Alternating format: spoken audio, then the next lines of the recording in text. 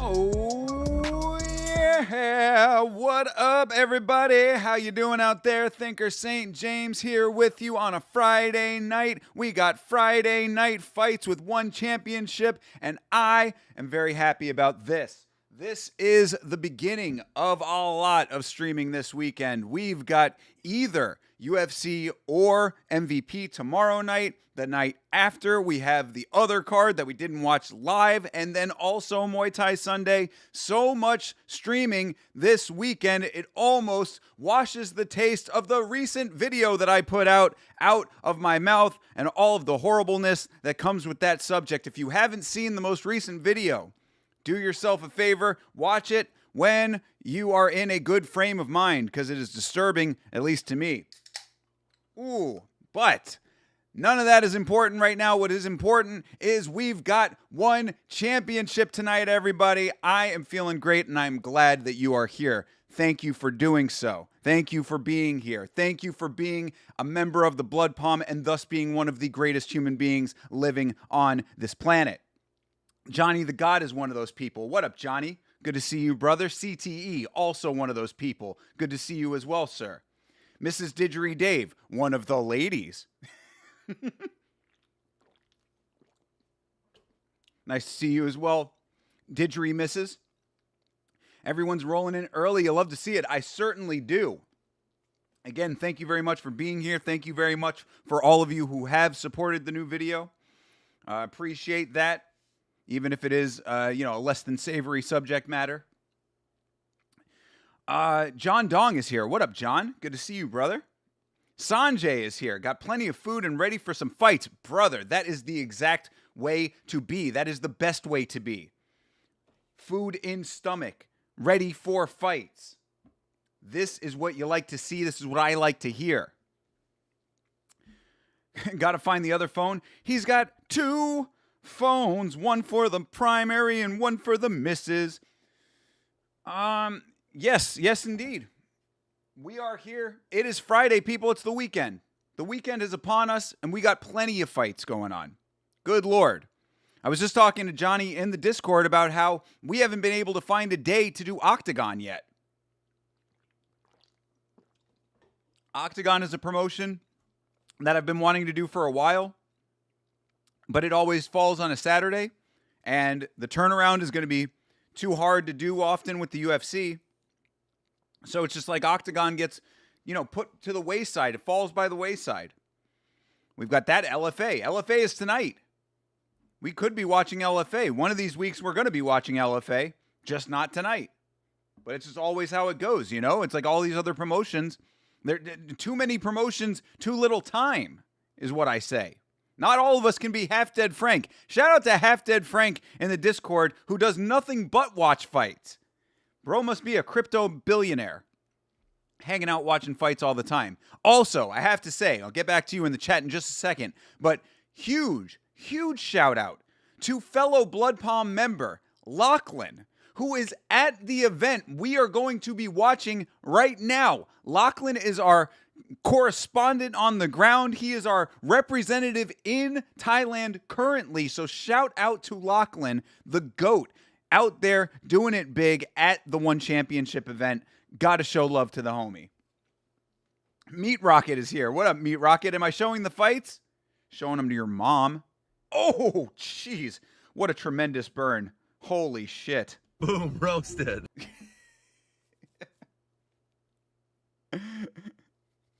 Exactly. CTE pulling out the timeout hammer.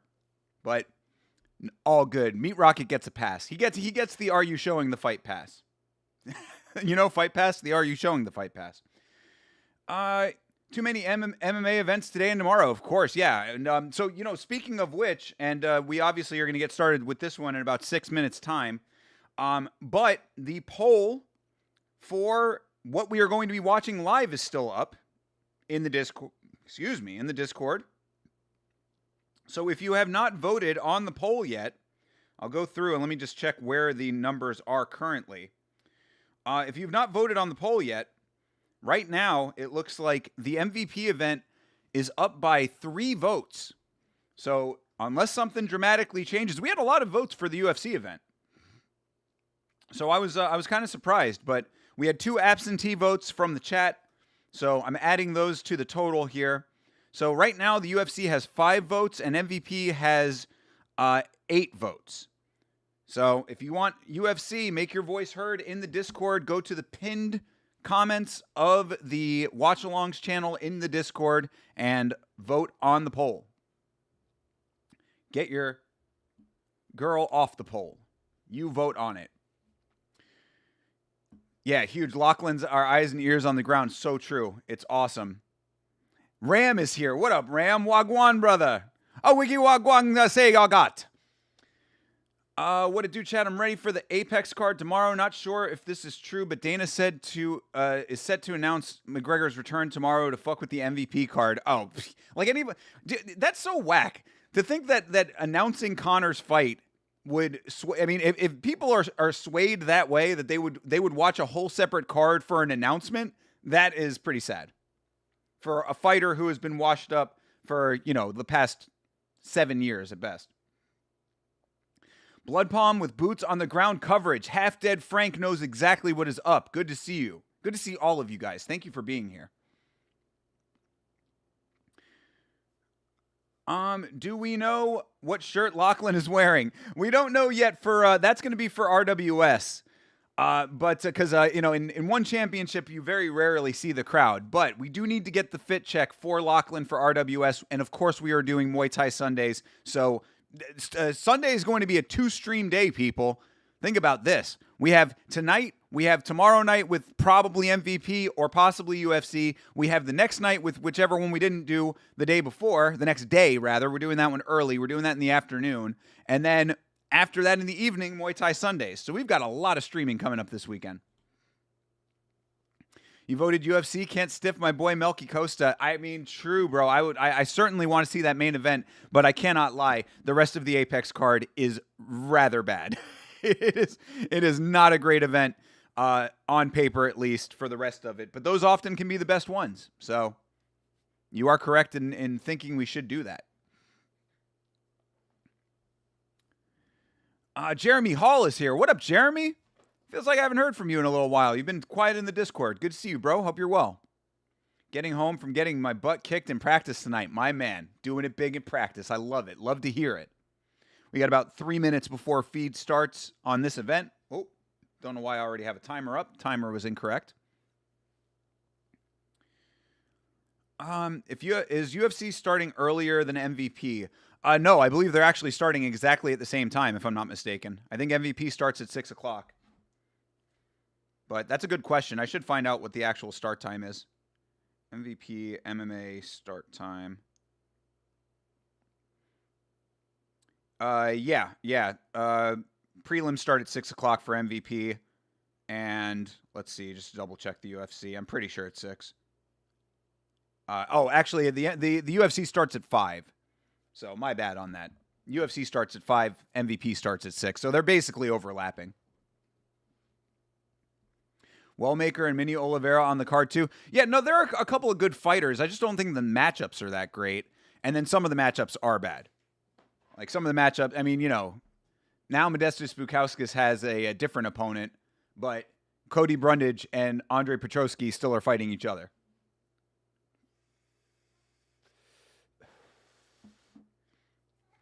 Malcolm Wellmaker and Juan Diaz is looking fire. If Juan Diaz can live up to the spinning elbow knockout, you know what I mean?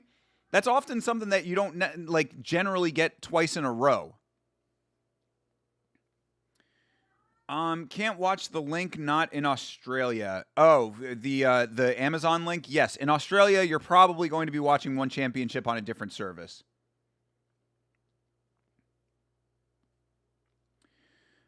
Good, bro. I've been putting a few things in Discord. My bad. I've been really into this whole Hamzat marriage. So, yes, I did see you comment on that. Yes, appreciate you, bro. Absolutely. Good deal, man. Either way, I mean, if you're out there doing your thing, no need to check in on our account. Just always thinking about our favorite up-and-coming fighter, of course. Pay-per-view doesn't have it either. We're talking about this card that we're watching tonight? I don't know. Go to onefc.com and see if they have like a how to watch live kind of thing. Actually, you might be able to watch it on YouTube. I think if it's not in your region, you should be able to watch on YouTube. If it's not on Amazon. All right. We also just had feed start, so after the intro will be your sync point, and I will start this timer here right after the One Championship intro. There's the One logo.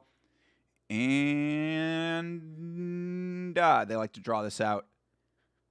All right, fade it out. Boom. Your first shot of the One belt. The very large, oversized, super double stuffed golden One belt is your sync point with our dude Tang holding that thing. See if he can beat the Russian tonight.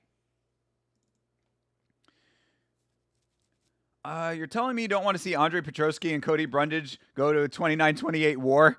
Yeah, right. I mean, I don't know. The problem with it is that Cody Brundage on short turnaround again after he just folded on short turnaround before. You know what I mean? That was my whole thought process in picking Petroski. Trust, it was very difficult to pick a winner out of the two of those when we made our predictions on last week's fights, the podcast that I do with Chase Parton Monday nights. I literally was like pleading with the audience, like, people, you got to believe that this is not an easy thing to pick.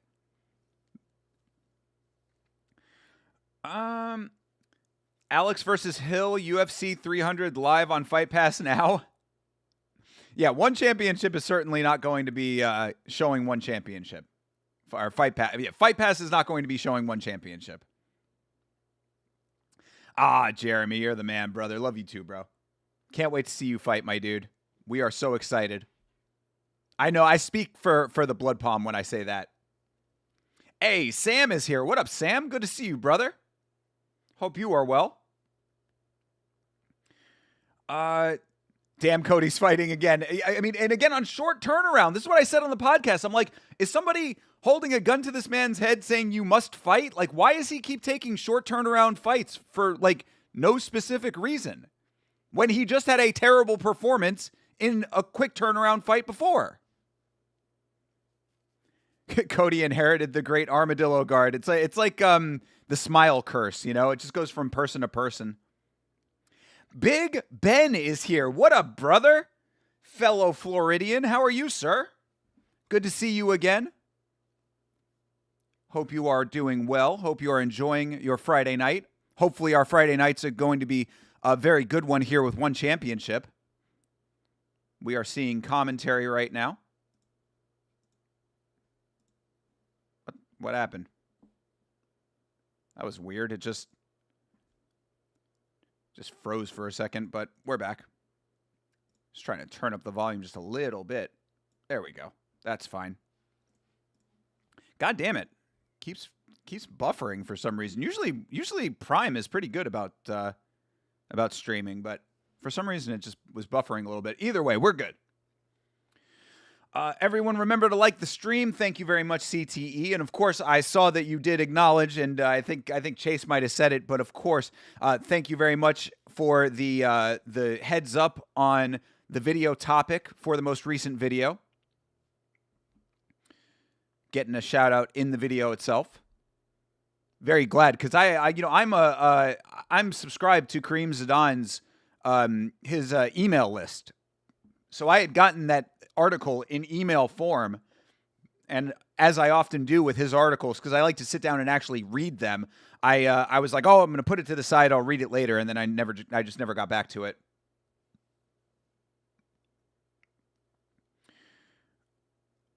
Who needs a reason to fight more? You're right. When it's Cody Brundage, Chase, it's a good point, right? Shout out to Chase. Shout out to Chase for a fantastic One Championship stream this morning. If you are connected to the greater Yama universe, you get one in the morning and in the evening, one at supper time. When you are a member of the Blood Palm, you can have one at any time. I will say these One Championship fighters have much better tattoos than UFC guys. That is certainly not universally true. There's that one dude who has the drippy font tattoo on his chest. I forget his name off the top of my head, but you know exactly who I'm talking about if you've seen it before. If you know what I'm talking about, you definitely know what I'm talking about. But if you're talking about some of the more traditional Thai tattoos, then I do agree with that. And we see a lot of good ones of those in RWS too. Cody, just say no. We need to get Nancy Reagan to have an intervention with Cody Brundage. I've been immortalized in Yama history. Brother, you are already immortalized in Yama history.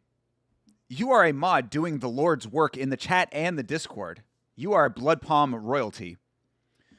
Is one championship on Prime Video still? Yes, Sam. The link should be in the description of this live stream. Thong Poon. Thank you, Chase. Chase knows exactly who I'm talking about. It is Thong Poon. And good Lord, that is a tattoo of distinction if I have ever seen one. Brother really went to a printer, printed out a fonted version of his name, slapped it on his chest and said, "Go to town, tattoo man." Cody knows if he keeps taking short fights, so UFC don't cut him, plus he gets extra money. But if he loses too many times, he'll get cut either way. That's the problem. I have to go back and watch one from this morning. Honestly, you should. It was a pretty good card. There was a lot of really good fights on the early card this morning. Counterpoint, Darren Elkins. True. This is true. This is definitely true. I'm not trying to say that there are not terrible tattoos in UFC. Trust me, that is the case. Keep seeing the question, which promotion has the best strikers, one or UFC? I would say that there are different levels to the game. If we're really talking like bar for bar, UFC probably has them beat in MMA. But you know, a lot of different metrics to go by on that. So I think it's a little bit hard to class. You know what I mean? I never need to moderate in the Discord. Everyone's too chill. I know, bro. I'm telling you, I am so blessed. I am the most blessed content creator on the planet to have the coolest group of people hanging out with me at all times. I could not ask for anything better. And that's all because of you guys. So thank you for being here. Thank you for being members of the Blood Palm, a.k.a. the greatest community on planet Earth. Can't watch. I'm pissed off and out. Aw, Didgeridoo Dave. Did you try on YouTube? You might have to get a VPN for the YouTube feed, but I believe I think you can watch on YouTube. Also, Beast promo. Beast promo. Everybody seeing that Beast promo on screen? Beast alert. Yeah, no Russian links either. Wing C has the coolest tattoos. This is obviously the biggest of facts. You're going to the shop for cigarettes? All right, brother. I apologize that is the case, Didgeridoo Dave. I don't know. I mean, we would help if we could, my man. Haggerty mops the floor with any UFC bantamweight and pure striking fight. Yeah, that's probably true. Yeah, it could be. Haggerty is pretty goddamn good. Had a banger fight in his last one, though. It was close. It was not a one-sided fight in Haggerty's last. Big Ben, you love Muay Thai? Brother, if you are around on Sunday evenings, I would implore you to come and hang out with your boys over here for our RWS rewatches, a.k.a. Muay Thai Sundays. We do Muay Thai Sundays, and they are the shit. I think since I've been here, we had one guy I blocked. One guy you blocked? One guy get blocked.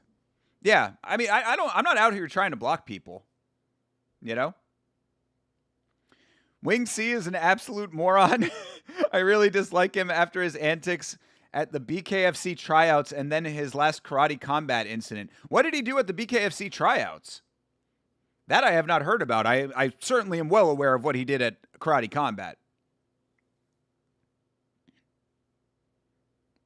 All right, Didgeridoo Dave got hooked up. I'm glad to hear that. Glad you can stick around with us, brother, because we're about to get started with the ladies. Joanna Person versus Mirtina Dominchek. Joanna Person is coming out to ABBA. You know what country she is from. Yuki Yoza is a dog. I thought he'd win. True, dude. Yeah, no, it was a great fight. That fucking One Samurai, bro. One Samurai was so goddamn good. I think CT even sent the dude to the curb. True. Yeah, I mean, again, we're not out here trying to ban people. Like, I never want to ever have to ban anybody if I can avoid it. Bare knuckles fighting is so cool to watch. Sam, I love it. I cannot wait for the next Game Bred bare knuckle MMA, even though the last one was a bit of a shit show. Just acting like a moron and dancing, doing dumb shit until we asked him either try out or leave. Oh, you were there. You were working that event. So Wing, yeah, he is about as bad of a clout chaser as it gets in the space. I mean, he even said that. He literally said that on that video after the one dude kicked his ass. God damn it. I can see the guy's face, but I'm forgetting the name off the top of my head. The dude whose fight he jumped into in the middle of karate combat, when the former UFC guy, after he punched him in the hotel, Wing C basically said that. He's like, oh, he didn't even do it on camera, bro. That's what we're out here trying to do. We got to get content. It's like, bro, shut up. You get knocked out all the fucking time, Wing C. Just let somebody kick you in the head. You'll get as much content as you need out of that.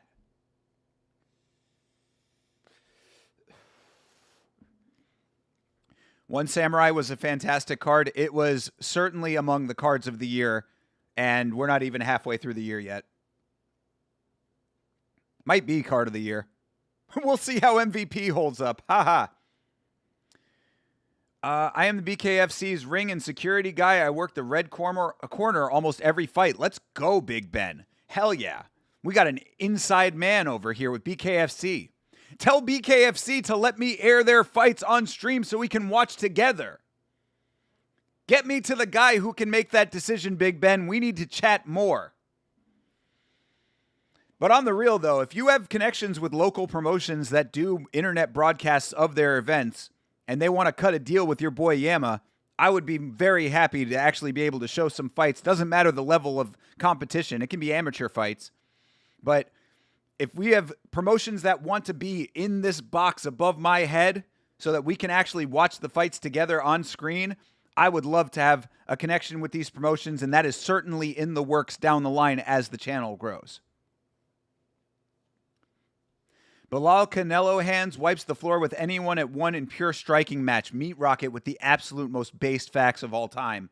You cannot beat Canelo Hands, except if you're JDM. My Amazon ended today, so I have to rely on you guys and watching Power Slap. Oh, what an unfortunate situation. Moneyline Mayhem. Did the fight start yet? The first fight is about to start right now, sir. We are about to start with Joanna Pearson and Martina Dominchek. I sure can just get to a tryout, man, with the video. True. Yeah, absolutely. I mean, the problem is that I like to do watch-alongs of events. You know, that's kind of my thing. But I certainly would be happy to talk to anybody. You know? How's the business going, Yama? Oh, brother, don't even ask, man. It's going to be fine. It's just right now is a very, very stressful time. A lot of changes behind the scenes. I've been kind of hinting at it here and there about what's going on. It's nothing that we cannot. Everything's fine. Nothing that cannot be overcome. Everything is fine. It's just right now is a little bit stressful. Ooh, these ladies are striking. First fight has just begun. Yeah, everything is going okay. And as I have been saying, and what I will continue to say, is that if you bear with me, which you guys are so great to have been always doing already, but if you bear with me through these next couple of weeks, it is only going to allow and equal up to a greater Yama on the other side. Because we are going to be making power moves in the Yama world very soon, and I promise you that. Going to be making a rather sizable investment. I'll leave it at that for now.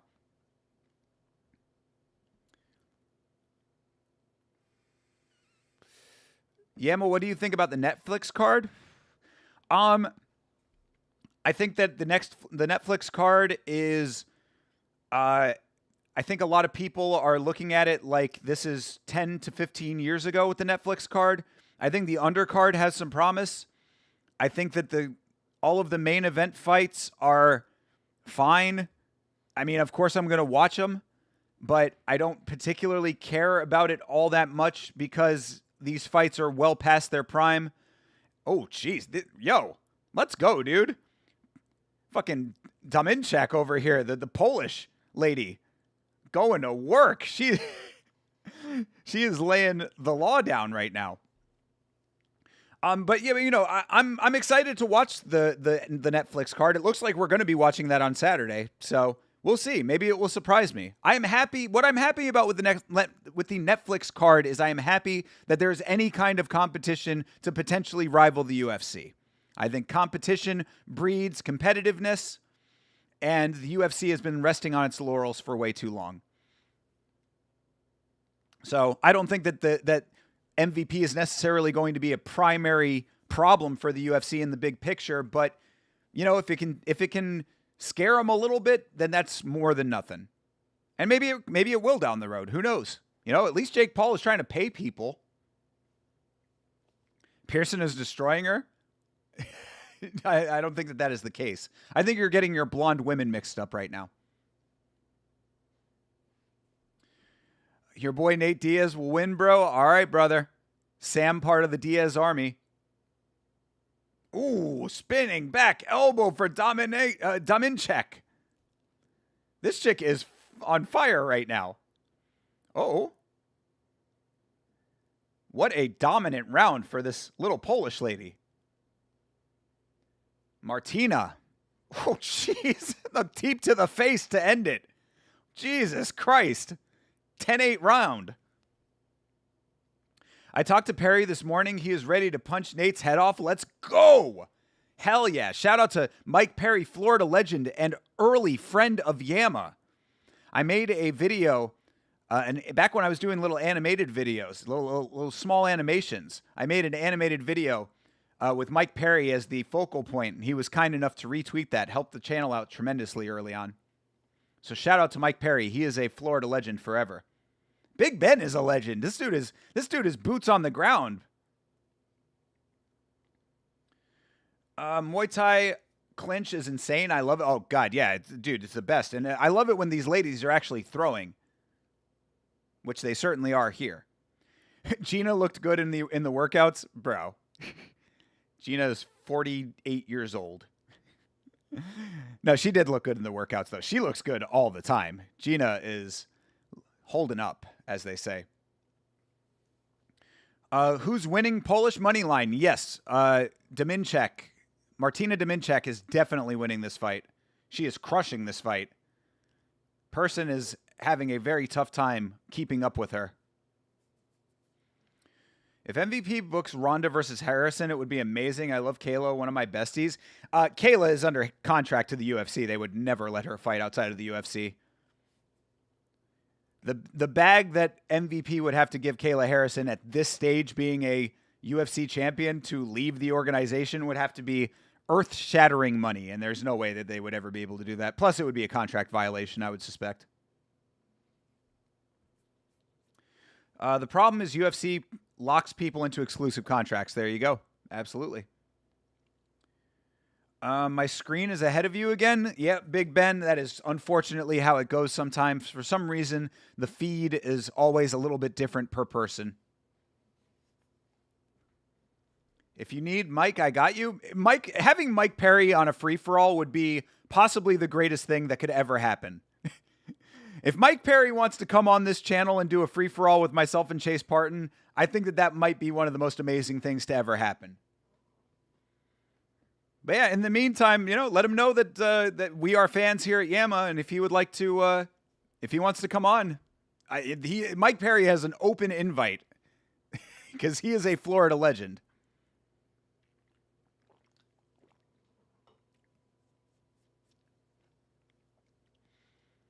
I think it was Jim Miller. They gave a new contract. He wanted 4 fights. Dana quoted to say sign him to 5. Yes, that is true. Good Lord. Oh my God. This, Jesus Christ. This girl Martina is looking for a beanbag in fight number 1 of the evening over here. She is winging shots with tremendous accuracy. Is 10-7 doing pre-fight for MVP or UFC? I believe he's doing it for UFC, but that would be a great question to ask him in the Discord.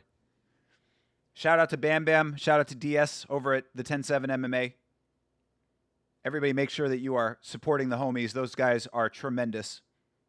Much love to those guys. Ronda will only fight people she can judo flip in an armbar. She said CTE said it herself. Or she has CTE, she said it herself. See, I heard you say that this is a hand-picked fight for Ronda, but brother, I don't think that it counts as hand-picked when it's like legend versus legend fight. You know what I'm saying? Like, you could say that, oh, Ronda's not trying to fight the best of the best, but it's like, it's different when it's Gina. Like, Gina occupies a different space in MMA history. And I know you weren't there for it, Chase, but the thing is that if you know that it's the case, you can't say that you weren't there for it and then acknowledge that it's not the truth, though. You know what I mean?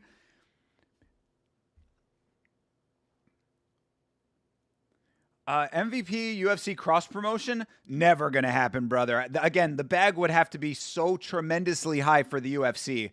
After a $7.7 billion deal for the UFC, there's no way that they would cross promote with MVP. There's no way.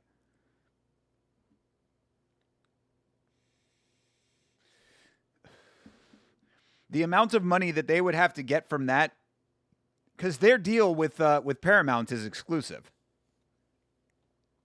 A matter of fact, if you need any BKFC personnel, I got you for any of them. Let's go, Big Ben. Brother, I know we talked a little bit in the DMs, bro. You and me gotta have a more in-depth conversation for sure. Oof. God, this girl person, bro. She is getting whipped over here. Still going herself, though. 2 black eyes. Two black eyes on person right now. Oh, Jesus, and another spinning out. This is a great fight. Holy shit. You want to talk about 2 women actually going for it in a fight. But yes, Big Ben, you and I will definitely have a more in-depth conversation. I appreciate all of this, Big Ben. Thank you for being a friend to the channel and for being here right now to hang out with us for one championship, bro. I appreciate it. Person just ate like 4 check hooks and 2 overhands just to enter the clinch. Let's go, bro. I'd say Person is getting a lot of respect just for her toughness right now because Martina is annihilating with these shots. What's crazy to me is that the accuracy and the power both seem to be there. The volume is generally there to an extent, not always, but I mean, like, you know, you can see a volume striker from the ladies, but like this girl is not only throwing in volume, but she's also throwing with tremendous power and landing all of her shots. I love when Perry says, you know what I'm saying, every other word. He doesn't really do that much. Gina has 9 pro fights. Yeah, again, she comes from a different era, brother. And she left to go be an actress because it doesn't, like, bro, you're not contextualizing Gina correctly. Gina came from an era of the sport where it was hard to find opponents, and then she left before it started to, like, become, oh, Jesus Christ, what an entry. What an entry for Pearson there, Person. But nothing doing. Martina is just crushing. But yeah, Gina left the sport before she was able to like become a cyborg or whatever. Plus she didn't want to or need to because she was early enough to the game that she had solidified her space as a pioneer. Ronda versus Cyborg? Fucking no chance in hell that Ronda ever fights Cyborg. There is no way. There is no way that Ronda would ever go in there with Cyborg to get annihilated. I watched Gina versus Cyborg live on TV when it happened. Gina had so much hype back then only because she was hot. Tetas grande. Yeah, I mean, that certainly is part of it, I would say. You know, being an attractive woman definitely helps. But she was also one of the first to the game. So, you know, that's why we all know that Gina's not going to win against Ronda Rousey. But Gina is she holds status regardless of whether or not she was a great fighter. She is a name in this sport.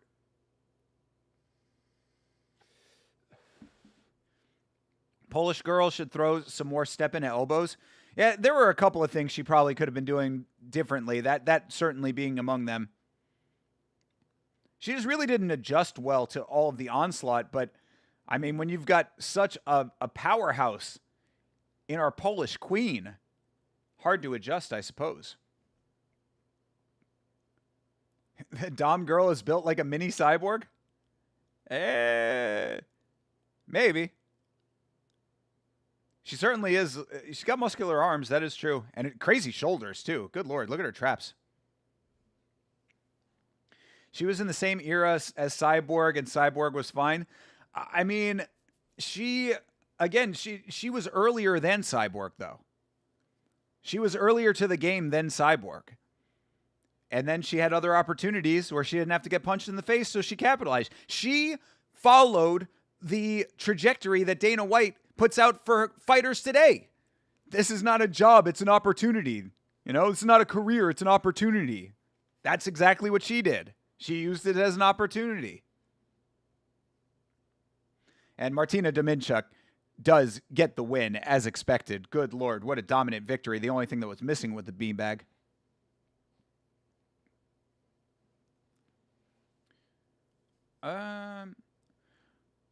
Ronda said this is a one-off fight as she wants to have 2 more babies. True. Yeah, exactly. This is a cash grab, as they call it. Gina's too hot to be in the cage. I mean, look, if you're a fighter, you're a fighter. But what I would say is if she wanted to stay in the cage, she could have. But I don't think anybody should be mad at her for finding other opportunities. She parlayed it into a successful career, making even more money, taking way less physical punishment. And now she's coming back for one extra bag. And all she has to do is flop over and get armbarred. Literally, all she has to do is walk out, flop onto her back, extend her arm, and go tap, tap, tap. And there is a big old pot of money at the end of that rainbow. Gina had a good career in kickboxing before MMA. Well, there you go. Look at the awesome Dragon Temple. Oh, Beast is on VOD now. There you go.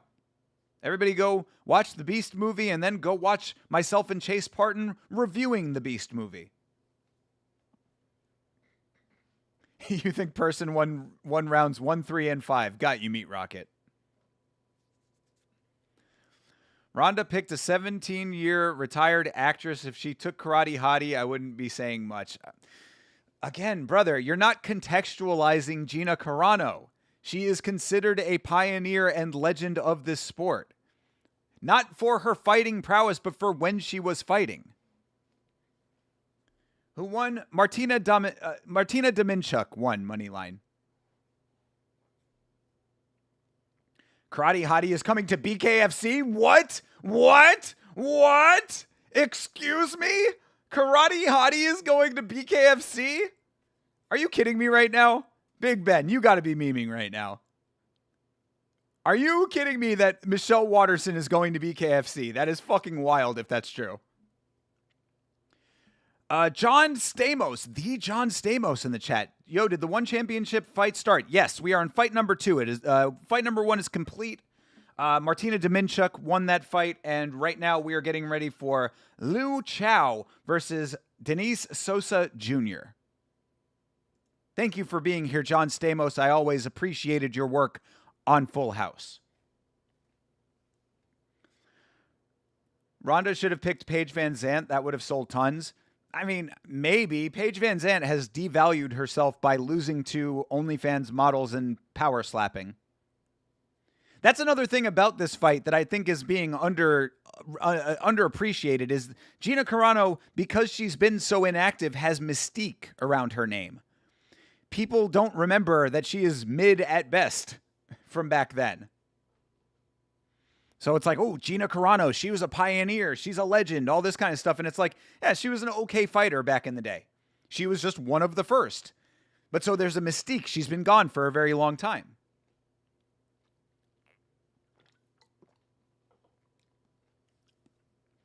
Cyborg isn't attractive enough to do anything else. That's a little crass, I would say. But if you are going to be a fighter, be the best fighter that you could possibly be. She certainly has done that. Plus, everybody talks about Cyborg's looks like she wasn't married. Like, she got the name Cyborg because she was married to a dude whose name was also Cyborg. His nickname was also Cyborg.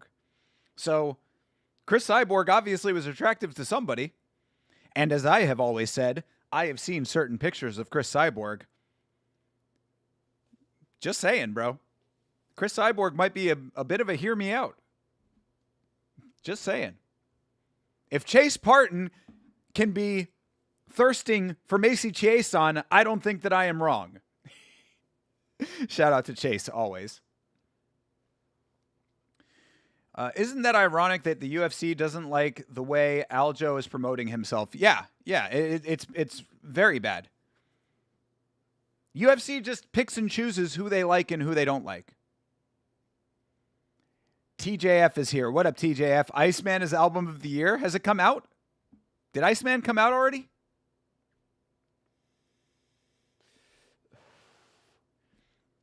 Power Slap is on right now. What are you doing, Yama? I know. We are going to watch Power Slap one of these days, I promise.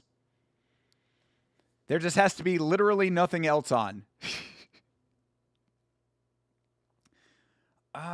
Bro, I think it would be so hilarious if Carano viciously KOs Ronda. It would be awesome. It would be fucking awesome if that happens. But as I said on Chase's stream, on The Street Word, if you are not watching Chase Parton's Street Word streams, what are you doing? They are tremendously good. But as I said when I was in the chat for The Street Word, if Gina Carano has knockout power at this day and age, at this stage of her life and career, I will eat a shoe.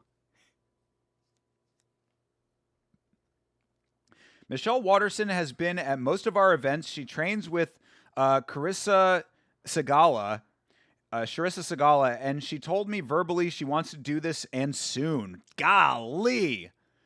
Michelle Watterson in BKFC. I love the idea. I mean, karate is in her name. She is a striker at heart. We did see her get laid on top of a lot in the UFC, so if she doesn't have to worry about that, maybe she's got a shot. Here's another inside thing. Cyborg and Christine Ferreira have been in talks for bare knuckle, so don't be surprised. Let's go. All right, I love it. If Chris Cyborg wants to do bare knuckle, she would probably fucking annihilate. So I love that. I love that as a possibility. Easiest armbar win for Ronda. No other submission or outcome.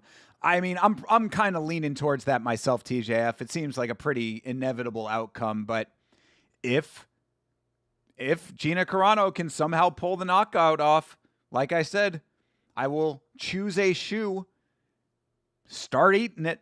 I'll be chewing on the sole of my size 11s.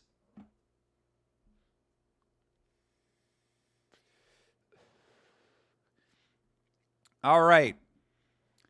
As One Championship always loves to drag out these introductions, we are just now getting to fight number 2 of the evening. Christine can't find any opponents. Being 10-1 in 125 and 135 isn't good sometimes. True. Yeah, well, fair enough. Look, you're a 10-1 fighter. Kind of makes you a little bit of a boogie woman in this case. Chris Cyborg will fix that real quick. I love it. I love that as a possibility. Appreciate all the inside knowledge, Big Ben. But yeah, Big Ben, we do got to talk, because if you have connections to any of the local promotions, if they have live streams that they do of their fights, and they want to do like a co-branding sort of thing, I'd be happy to talk to them. It is the dream to be able to have fights on the screen with me. So one of these days, we're going to be able to do that. Ronda has become increasingly unbearable to listen to or cheer for. She's always been that way, bro. Ronda has always been tremendously unlikable. And you'd think that a lot of that was just her, selling fights and stuff. But no, it really is just her personality. Oof, these guys are going for it early. Lau versus Souza is underway. We got featherweight kickboxing, and these guys are throwing. Love to see good, solid power striking in kickboxing. Jeez, Lau backing up Souza. Watched Hamilton and listened to it. It's not bad. Does it make me gay? No. Watching and enjoying Hamilton does not make you gay. If you want to engage in intercourse with any of the male cast members, then maybe. But enjoying musical theater does not inherently make you gay. It just depends on how you bend the syllables when you sing along. Hit me up. We will start with BKFC. Brother, I love it. I'm a huge BKFC fan. I've been a big supporter of BKFC. I've quite enjoyed watching many of their cards on stream. Oh, is that a knockdown? Nah, no knockdown. Of course it's not a knockdown. They never call knockdowns. I don't think it was actually a knockdown, but still true though. Got to visit Japan one day? Fuck yeah, dude. Absolutely. I mean, Japan would be great. If I'm on my power rankings of the places I want to go on this planet, as far as trips go at this point, number one will always be Norway. Got to get out to Norway first. But then Thailand. I would say New Zealand is up there for me. Japan is definitely up there. And I would love to watch an event in Japan. I would love to go to a Ryzen event one day, man. That would be so cool. You want to come to the show June 4th in Miami or October 23rd in Tampa? Let me know. Like I said, October 23rd in Tampa might be calling my name, bro. If you can get me press passes, that would be the shit. We'll have to see how the rest of this year plays out. Big Ben, I appreciate you, and I will absolutely be in touch.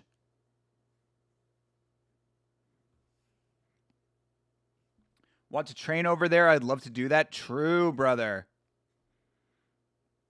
Hell yeah, dude. Jeremy, you should be on a world tour at some point, man. Go train in Thailand. Go train in Japan. Oof. Switch knee from Sosa. That was a good round, man. Solid striking for the first round of this fight. Thailand is amazing and Spain is beautiful. Even better with Conor McGregor. Did you go? You went to Spain with Conor? Good Lord. Big Ben is tapped in, bro. Big Ben has seen some shit in this combat life.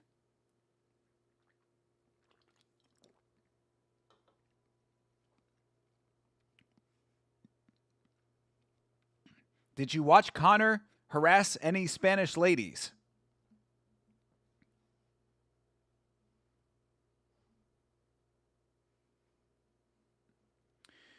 Marbella, Spain. We had an event there. True.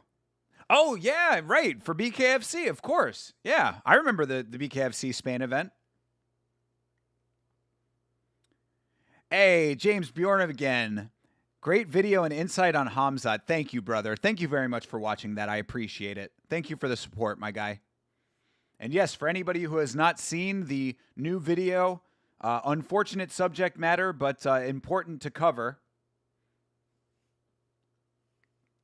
So make sure to check that out. Give it a like if you like it. Conor is your boss. Yeah, it's a good point, right? As a BKFC employee. Hell yeah, dude. Fuck yeah, bro. What day of the week is the event in Tampa?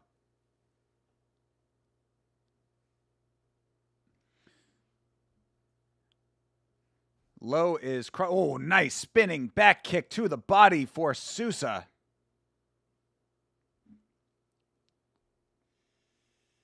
Should be a Friday. Fucking sold, bro. Fucking sold.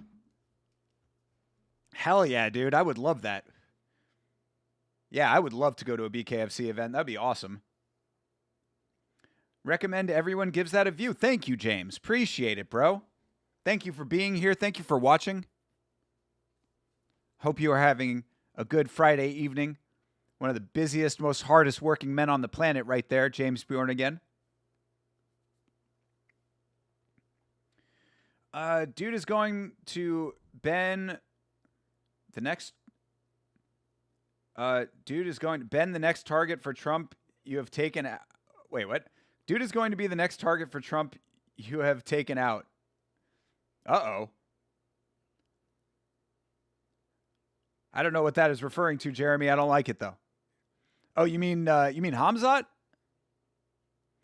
I mean, Trump seems to be okay with Hamzat. Didn't Trump specifically make Hamzat's visa issues go away?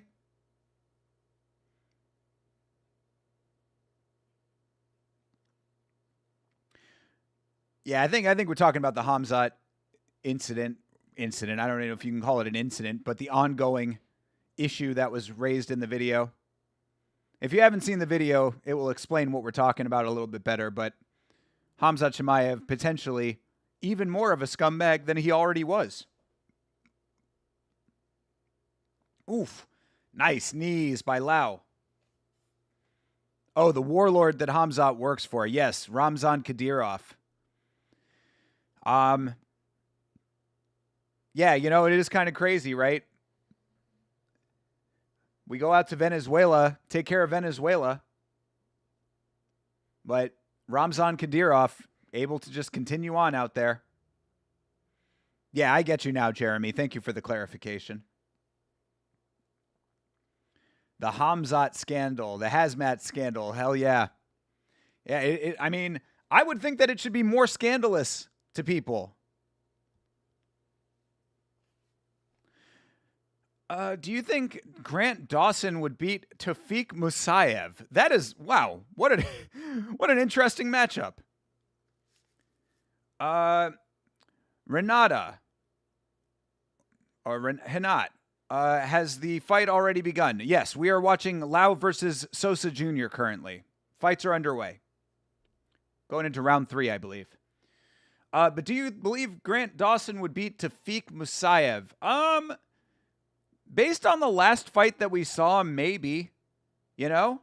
I thought Grant looked pretty decent in that fight, all things considered, even though he almost got finished. Tafik Musayev is more of a striker. He does have... Wait, Tafik Musayev is the dude who was in the Ignacio Bahamundes fight, right? Nah, Tafik Musayev would beat him. Yeah, no. Fuck that. Yeah, Tafik Musayev would beat Grant Dawson. He would have to cheat. He would cheat his way to victory, but I think he could do it. That would be the ultimate fence grabber fight. There you go. Was the Hamzat kidnapping true? We don't know, Sam. I mean, we right now I'm leaning towards believing it, but we do only have the one source. No other new information aside from the fact that the image that was used in the Telegram post by Niso was from Hamzat's first and original marriage.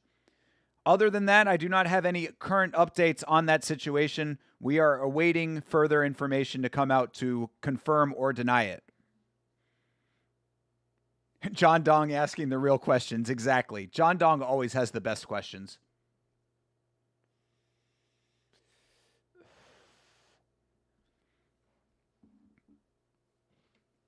Doesn't Grant Dawson put his toes in the fence, or was that only in his last fight? He does. But he had the good foresight to take his toes out of the cage every time the referee looked over. It ain't cheating if you don't get caught. This is a close fight right here. I think Lou is winning this fight, but it is pretty close. These guys are going for it. Another nice knee for Lowe. Yeah, very nice. I don't know if the Hamzat scandal is true. Whenever you get someone getting fame, all sorts of allegations and controversies pop up. True, Meat Rocket. I do agree with that to be the case, and that's why I said it in the video. But what I would say is that it is what seems to be a very specific claim. So, not to say that people can't make up very specific allegations. But, I don't know. I mean, really, I do not know the answer. I do not know the answer to whether it is true or not. We need more information.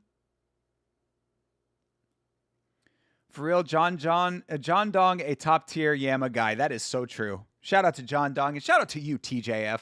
W to both of you.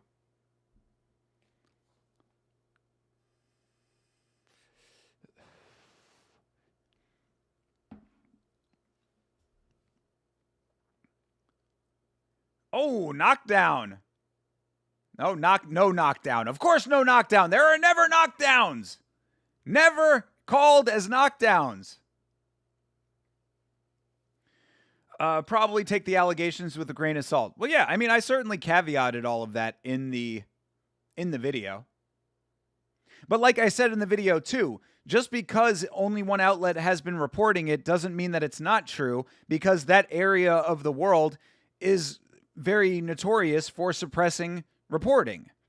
There's not a lot of reporting to be done in that area of the world. They violently overthrow and silence people who are critical of the government. So it's hard to get accurate information out of that country and that region of the world, that republic. So, if you're skeptical, that's fine, but don't think that it's not true. PPV plug. Who is fighting currently? The Sosa Jr. versus Lowe fight just concluded. We're about to find out who won. Close fight. Very close fight.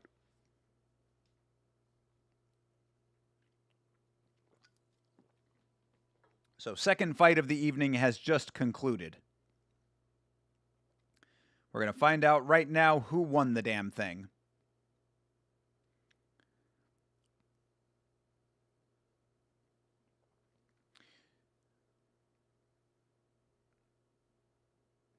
Oh, split decision. Yeah, it was close.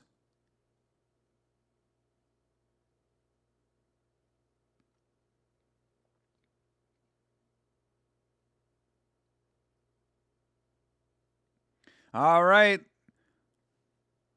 Lo Chao has won the fight. Very nice. Good deal. I also think it's normal over there. Well, yeah, and that's what I was talking about in the video as well, Jeremy. Like, that's where, cultural norms, I understand, and I am certainly an open-minded person, different ways of life in different places, but when the difference in your way of life is impeding upon others' personal liberties, that's where I draw the line. So, other cultures need to catch up when it comes to how they conduct themselves in the modern era, because it is unacceptable to be putting people into legitimate bondage in order to further your, the norms of your culture.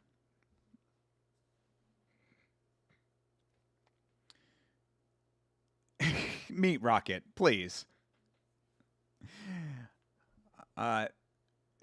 I don't think that is not the preferred nomenclature. Asian American, please. Even though he's not American. Asian Chinese person, please.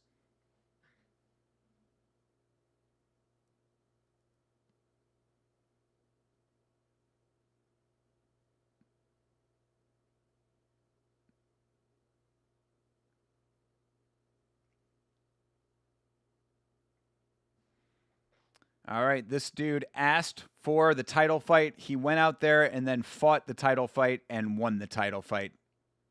Shout out to Tang in our main event.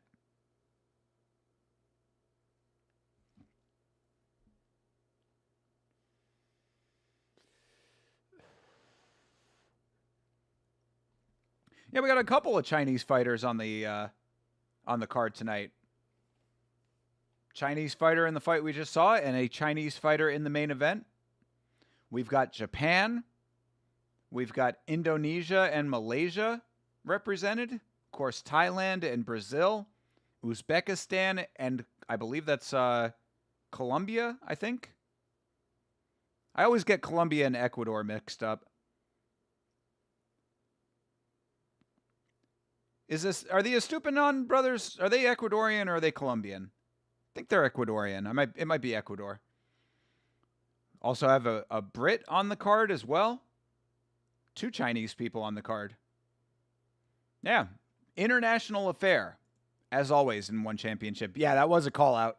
That was a good call out for sure. He made it work in English, even though he does not speak the language. I appreciate that. Look at the hero's welcome he got in China. Look at this. Very nice. If something sketchy like that did happen with the hazmat situation, I'm almost certain Kadyrov and his sons pressured him into it, and you can't say no to a maniac like Kadyrov. Why would they have pressured him into it? What would they have benefited from that?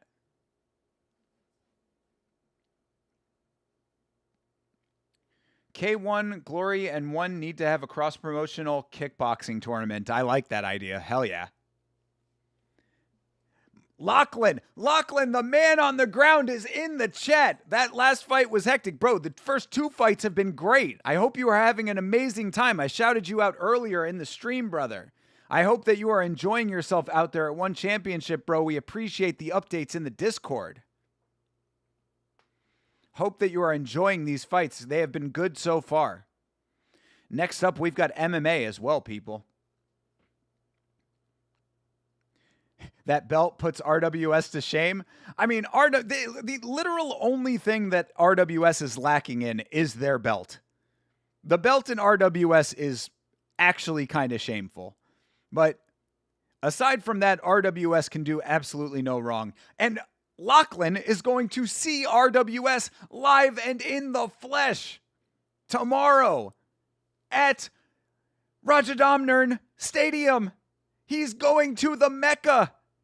Lachlan is going to the Mecca. I want to see you in the crowd bowing your head to this arena, Lachlan. Also, Lachlan, you got to tell us what you're wearing so we can spot you on the fan cam. And hopefully, Lachlan will make the dance cam. Dagestanis everywhere. Oh, man. I believe it. We do have a Russian in the main event. Whole lot of beards with no mustaches in the crowd. That is awesome, Lachlan. I am so glad that you are there. I am so happy for you that you're out there doing the damn thing. I'm glad you got there safe, of course. Travel safe.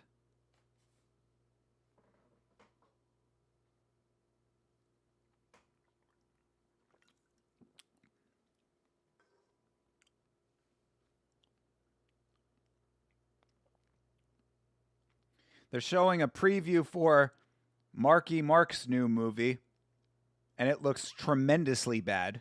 It looks so absolutely awful.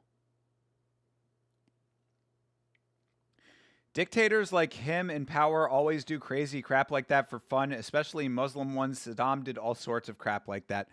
I mean, you're not wrong. I have heard stories to that end, but to think that Hamzat is just like an innocent bystander in it is, I think, a little naive. Hamzat is not exactly an angel to begin with. I made a video a couple of years ago now about Hamzat's crypto scam. So Hamzat, who already should not be involving himself with cryptocurrency, was involved in a rug pull. He was involved in a legitimate pump and dump before it was cool. So I think you're being a little charitable to Hamzat in that case, but again, we don't know the truth, so I will withhold full judgment until we know. You can see me when the guys get Vaselined up. I'll wave my light around next fight. Okay, got you, brother. You're that close? Lachlan is that close?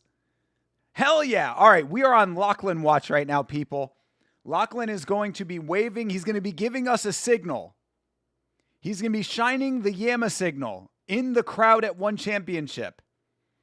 We are watching Lachlan live on international television right now. This is going to be amazing. Going to a one event in Lupini looks like fun. I mean, bro, I don't think I could imagine anything quite as cool as that, except for going to RWS, which Lachlan is also doing. All right, we are on Lachlan Watch 2026 right now,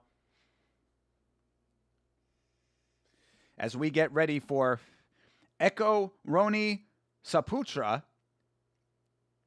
versus Lito Adiwang. Eko Roni Saputra versus Lito Adiwang. Eko Roni Saputra. I love the name.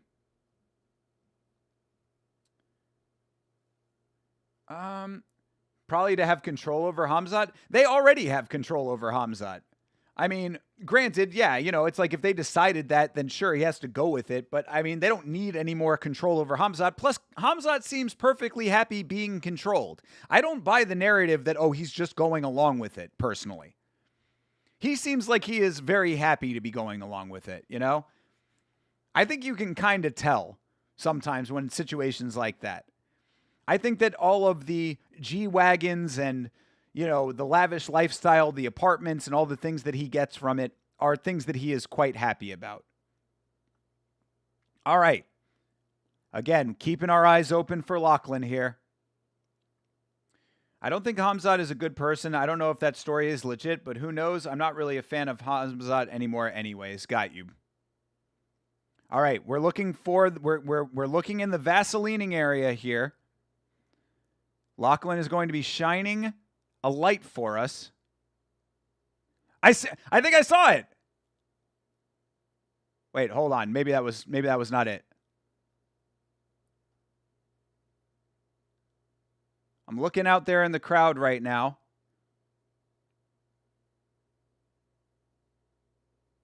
I'm looking out in the crowd. All right, we are in the inspection zone. I'm looking for anything flashing in the audience there.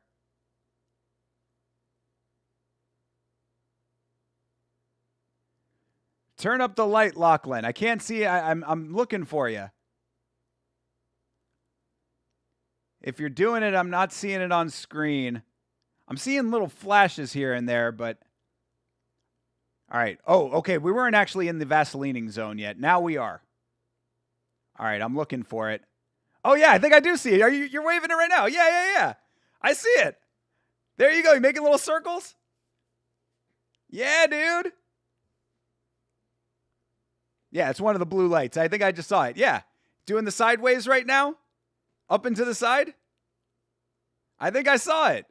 I think we got Lachlan. I think we got a Lachlan spotting.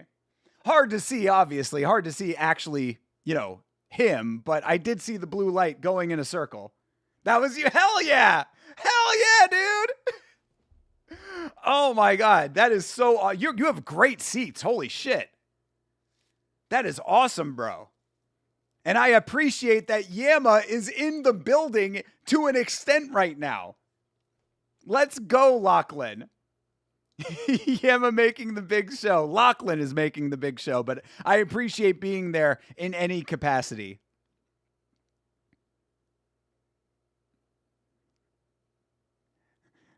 You'll spell Yama on the next dude? All right, let's go. Let's go. Oh, this is awesome, bro. This is so cool. World's gonna know my name.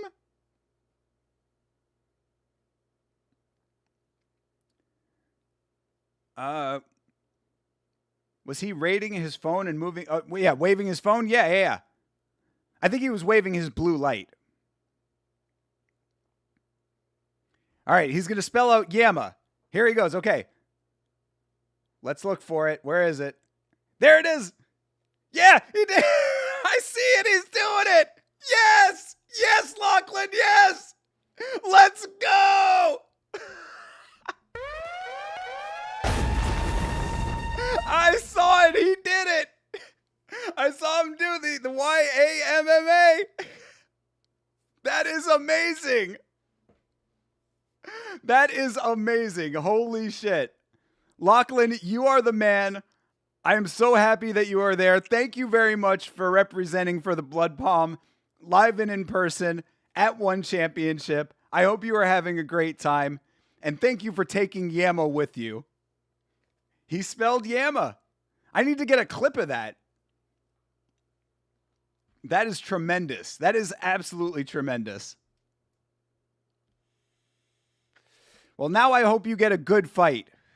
You've got Olivier Coste as your referee, so at least it's going to be well officiated. How fucking cool is that? What a legend Lachlan is. I wish I had the congratulations, you're the GOAT drop on the board. I do not right now, unfortunately. But yeah, Lachlan, you're the man, brother. You have to get a clip of that Yama representing. I know, I definitely do. I definitely do. I got to see if I can find a way to clip it. Unfortunately, I think that Amazon and services like it have like some kind of DRM that keeps you from being able to screen record it, but I will take a look. I will take a look and see if I am able to do that.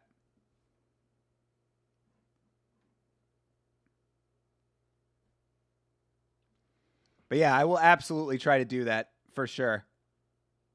Because yeah, I definitely saw it. Lachlan the GOAT. Nice. Nice. Nice. Nice. Nice. Hell yeah. Very nice. All right. Well, with that awesomeness aside, we do have an MMA fight coming up. So hopefully this is good. Hopefully this is befitting of Lachlan being in the building with amazing tickets, by the way. Good Lord. He's got the best seats in the house. Phew, nice front kick to start. Adewang. Lachlan being there feels like us being there. Bro, it's so true.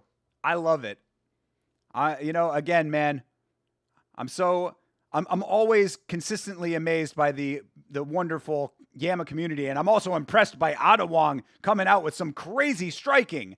Adewang trying to finish this fight early. Brother is on a mission. Could we get a beanbag? Oh, we do get a beanbag. That is what happens. That is what happens. Oh, that boy got a beanbag.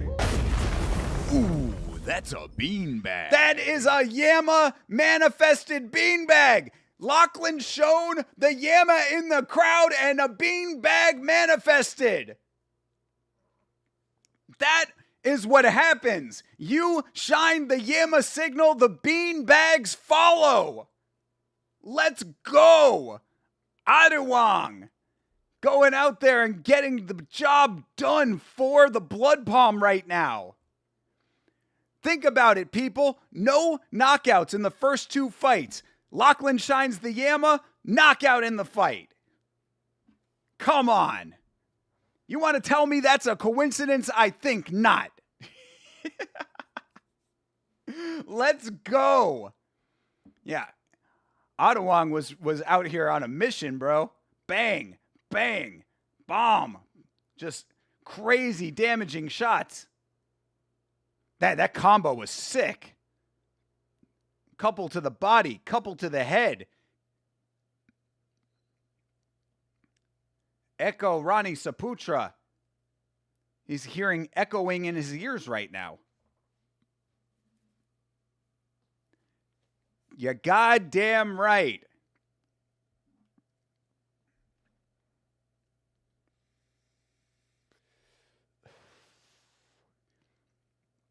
That is amazing.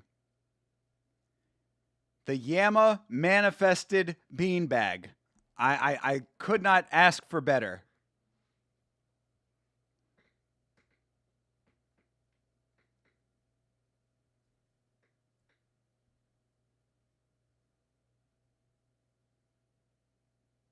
It's no coincidence. Exactly, Meat Rocket.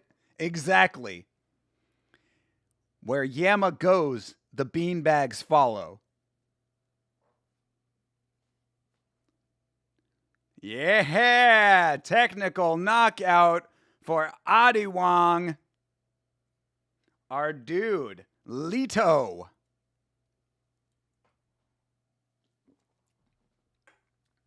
Party on the Lido deck.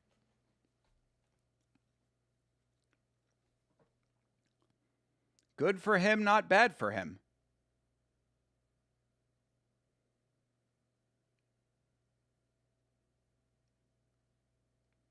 All right, looks like he's going to be getting some extra bot over here. He should be dedicating this extra bot to Yama. I don't need the money. I want him to have the money, but I want the dedication on the microphone. Adiwang, I need to hear thank you to my Lord and Savior, thank you to my wife, and thank you to Yama for manifesting. See, he's got a new baby, all good. That's right, we did it. We did it. We did it together.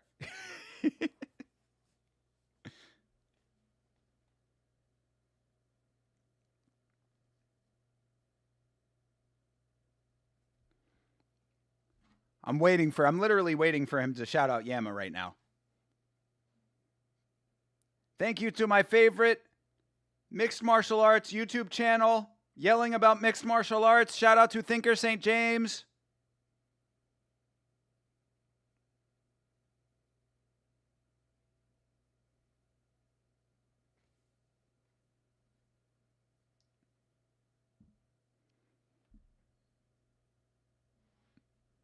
He wants the belt at flyweight. I love it. That's certainly how you start that journey off.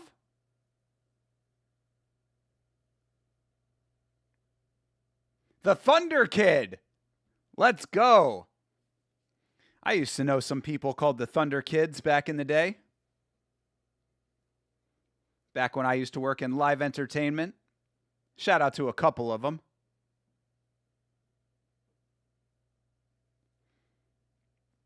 Lito, Adiwang, getting the job done for the Blood Palm. We manifest these things.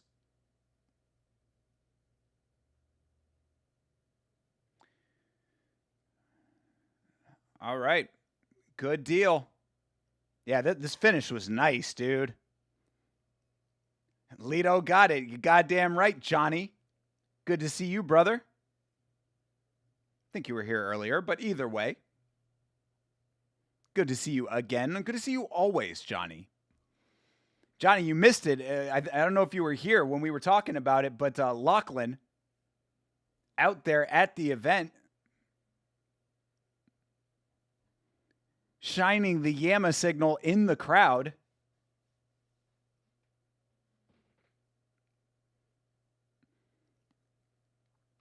Pet Tanong versus Ben Willis, co-main event coming up later tonight.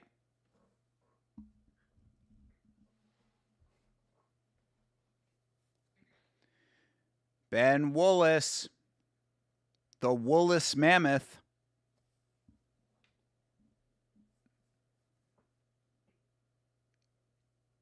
Ben Willis looks a little bit like the main guy in Beast. You're busy eating? Yeah, dude, Johnny. Lachlan is in the crowd at this event, and while they were doing the inspection zone, he spelled out Yama with his little LED thing that they got, those blue lights that they give everybody. He's really close. He's got amazingly good seats. I heard one is something like 500 million in debt. Is that true? If so, how do they have events every Friday? I've heard various reports about One Championship and their finances. Their finances are a little nebulous. They're a little bit secretive about the way that they handle their finances. I don't know what is true or is not true when it comes to that, honestly. What I will say is that they are at least solvent enough to keep the organization up and running and fund a major motion picture recently. So I got to believe that that at least some of those reports are not 100% true. Only one knockout, but the first two fights were good, especially the female one. Yes, absolutely. This has been a good card so far. That's sick, and congrats, Thinker. I just turned it in. You just tuned in? Yeah, there you go, brother. There you go. Yeah, it was awesome. Shout out to Lachlan. Lachlan's the one out there making it happen, but we appreciate you being here, Johnny. Much appreciated for you being here, everybody else being here, and for Lachlan being our boots on the ground.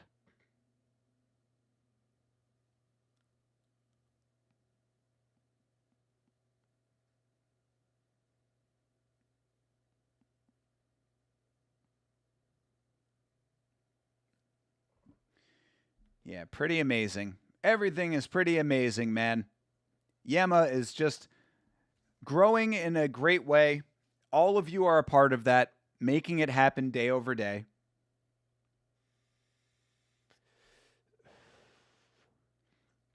And we're making moves behind the scenes very soon to continue that growth in an even better way.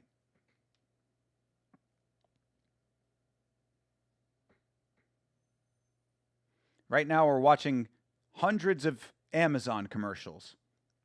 All right, back to one.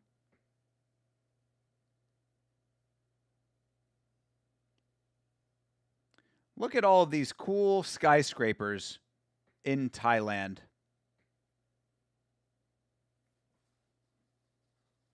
I love that one building, man. That building that looks like it's like pixelated in the middle. Oh, yeah, and One Samurai 2 coming up in August.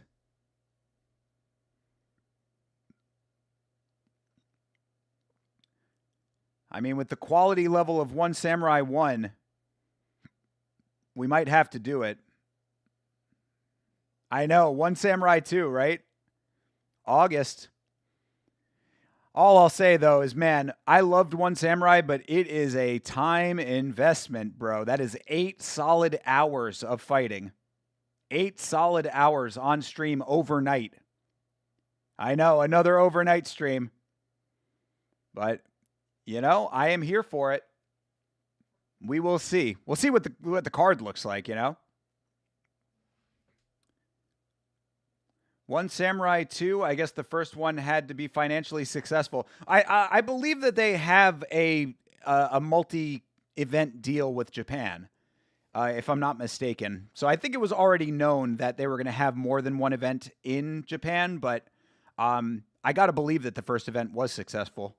I think, anyway.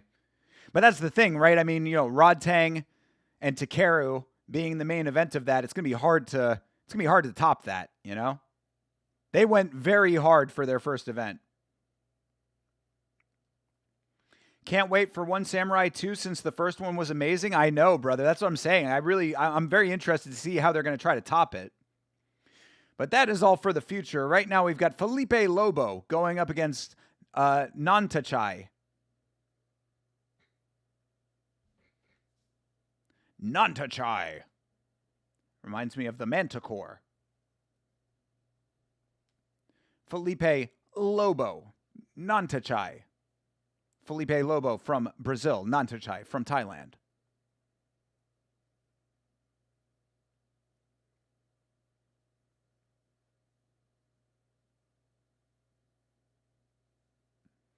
All right. Nantachai making his way to the ring.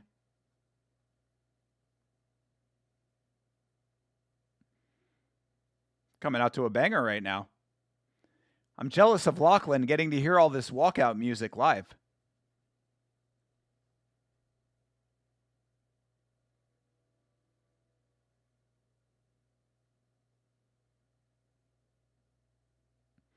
Good deal.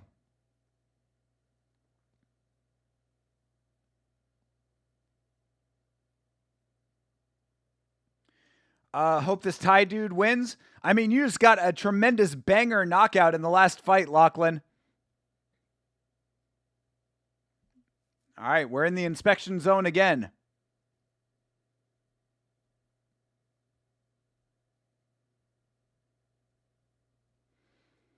Yeah, Lachlan, we were saying that the power of the blood palm manifested that knockout.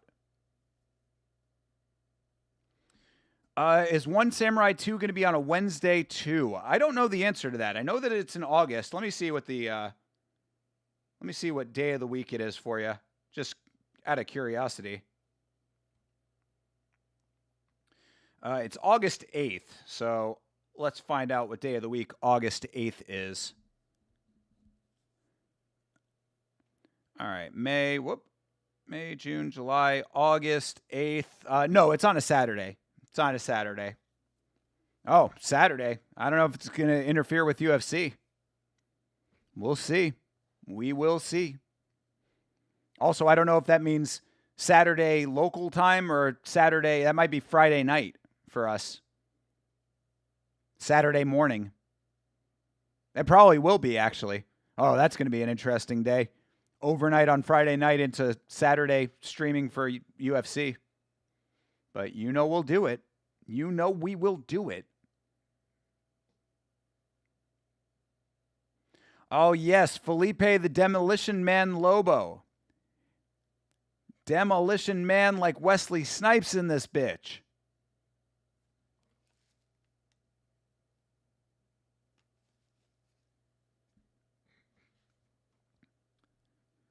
We are tigers, says his shirt. See a Tiger Muay Thai guy?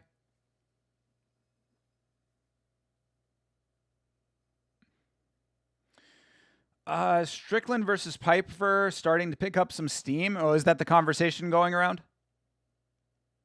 You saw Lachlan again? True. Hell yeah. Now that we know where to look, I'm always on the lookout now. But is that, yeah, are they talking about Strickland versus Piper? I think it would be appropriate if they want to. You know, I wouldn't be mad at that. I mean, Nasruddin Imavov should be the one, but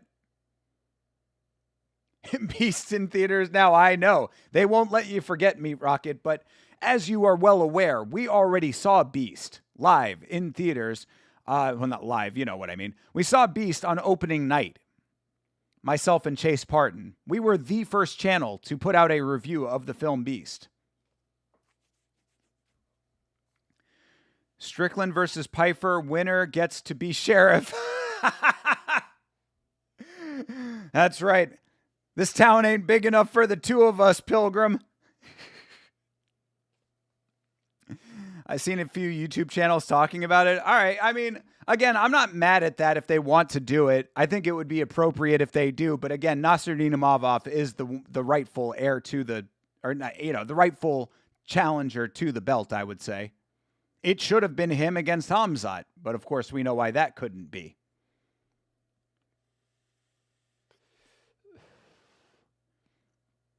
Felipe Lobo has a cool tattoo. Where is CTE talking about tattoos? This is a pretty cool one there. Native American, it looks like, or indigenous Brazilian, perhaps.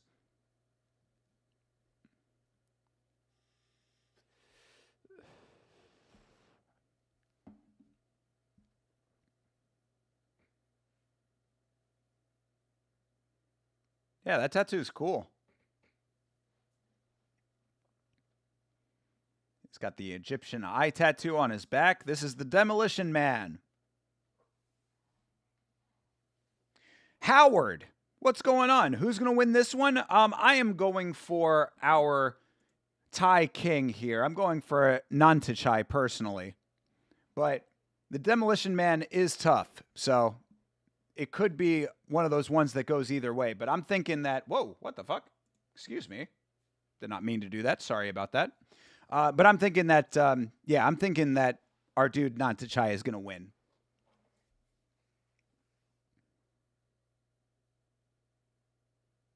You're going Lobo? All right. We are a split chat right now. Hamzat versus Yuri? Well, I mean, Hamzat has said now that he wants the rematch, no? Isn't that what we just were told like a couple of days later? It was supposed to be a big move up to 205, and now, no, I want the rematch? Make up your fucking mind. Hamzat should move to light heavyweight. The cut looks too rough for him, definitely. Well, and also the controversy as far as him making weight in the last fight should be an indicator of that. Also, Max from a Goofy movie on the banner for the Demolition Man. That is Aura. When does the fight start? It is about to start right now. It is about to start right now. It has just started. Fight is underway. Oh, and God damn it. Well, forgot. When I changed scenes, it screwed the timer up. So I was going to tell you that the timer was correct, but the timer is now correct to the start of this fight.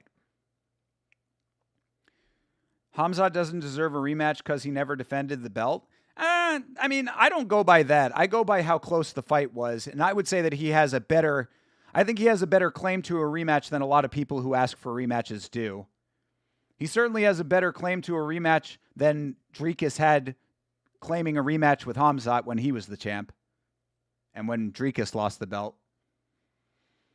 Because the fight was very close. I mean, it was a split decision fight. So to me, that is what warrants a rematch more than anything else. But I guess we got to figure out what he actually wants to do first. All right, Muay Thai action right now, but not a super quick start, but some nice combos here for Nantichai, starting off with a high-low calf kick plus a couple strikes up top. Trading calf kicks. Slower pace to this fight, but power seems to be there. Nice body kick for Nantichai.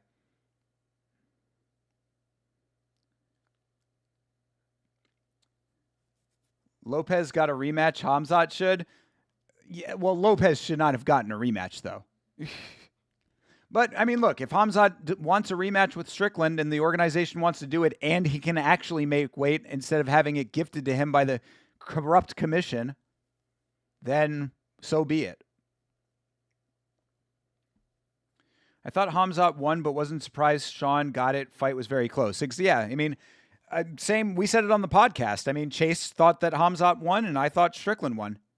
So, obviously, if it's that close that we're split on our own show, it was a pretty close fight. And I think that if they want to run it back, I'd be okay with it. I'm actually surprised how well Khamzat did striking with Strickland. I agree. What I said about that on the podcast is that it almost looked like a mirror match at times. Like, you could definitely tell that the striking similarities were certainly there. You know, both guys just basically standing in front of each other, throwing a lot of straights, mixing up the shots decently, but, you know, a couple of power shots and overhands mixed in with a lot of jabbing and, you know, a couple of hooks for good measure. But the style of striking being very stationary and almost in a phone booth, it was certainly on display. So I was very impressed with that. And by extension, and on the other side, I was also very impressed with Sean Strickland's wrestling. I think that perhaps he is not given enough credit for the tremendous wrestling ability that he has.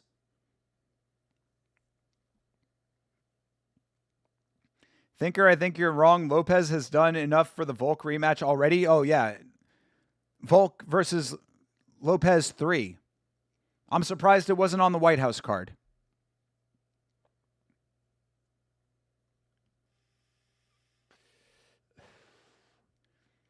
They're really advertising the WNBA on one championship like anybody is going to be watching that who's watching one.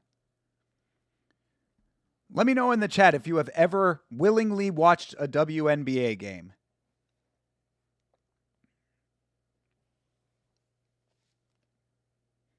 Let me know if you've ever willingly watched a WNBA game and don't have a family member or significant other that is playing in the league.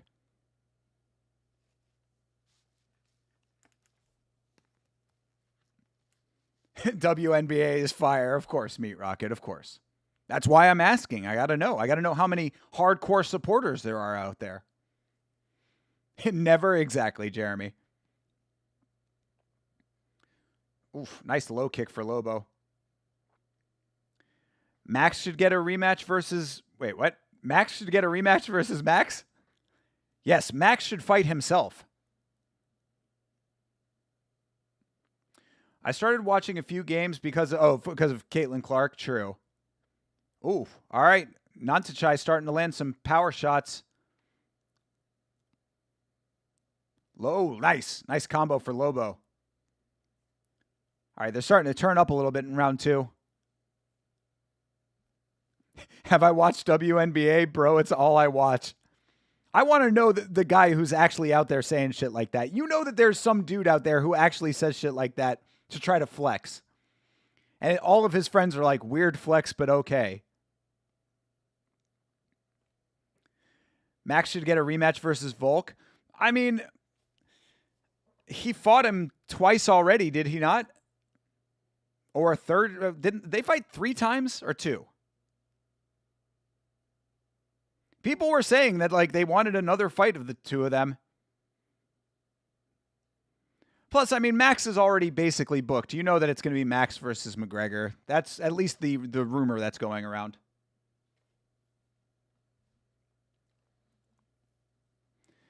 What are you talking about? You don't know Angel Reese? I do know Angel Reese as well, but those are the two names that you can name. Caitlin Clark and Angel Reese. And to think that you can sell an entire league off of two players is pretty much a stretch in my opinion.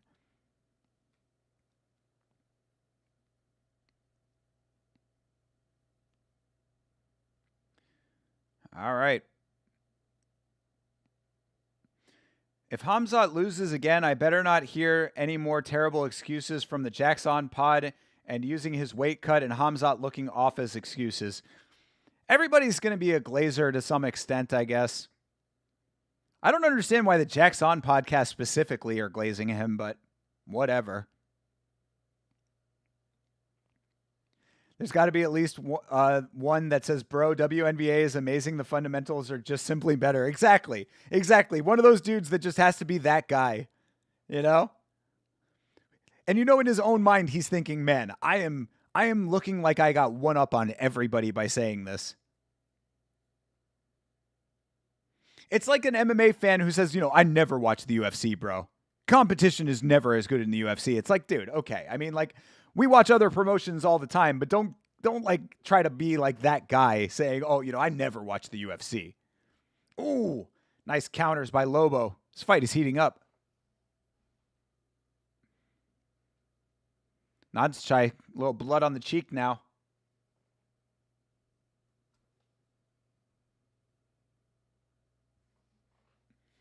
Yeah, that was a good second round. This is a very close fight. We've had either very close fights or very one-sided fights. No in between so far.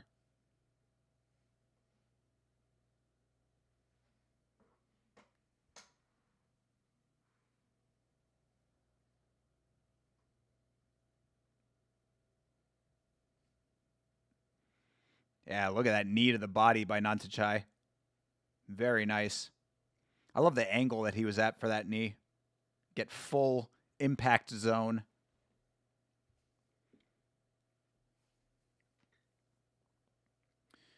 All right, round 3. One more round to decide it.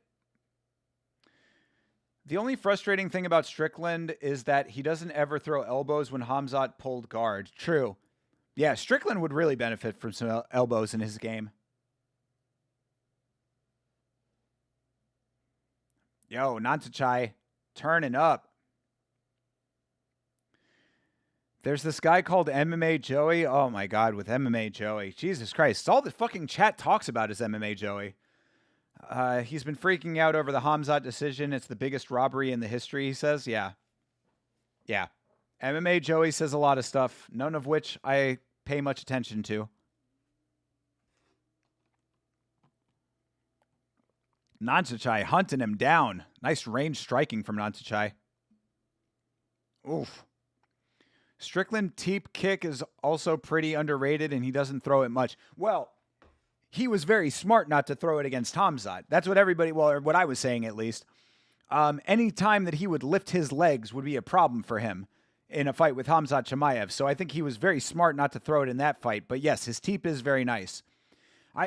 His style might not be the most exciting, but it certainly works for him. Very effective when he uses it to his benefit. Nantichai bleeding out the eye now. Nice elbow for Lobo. Oh, beautiful. Left hand for Lobo. These guys are going for it. This is a great fight, man. Started off a little bit slow, but has been very good since.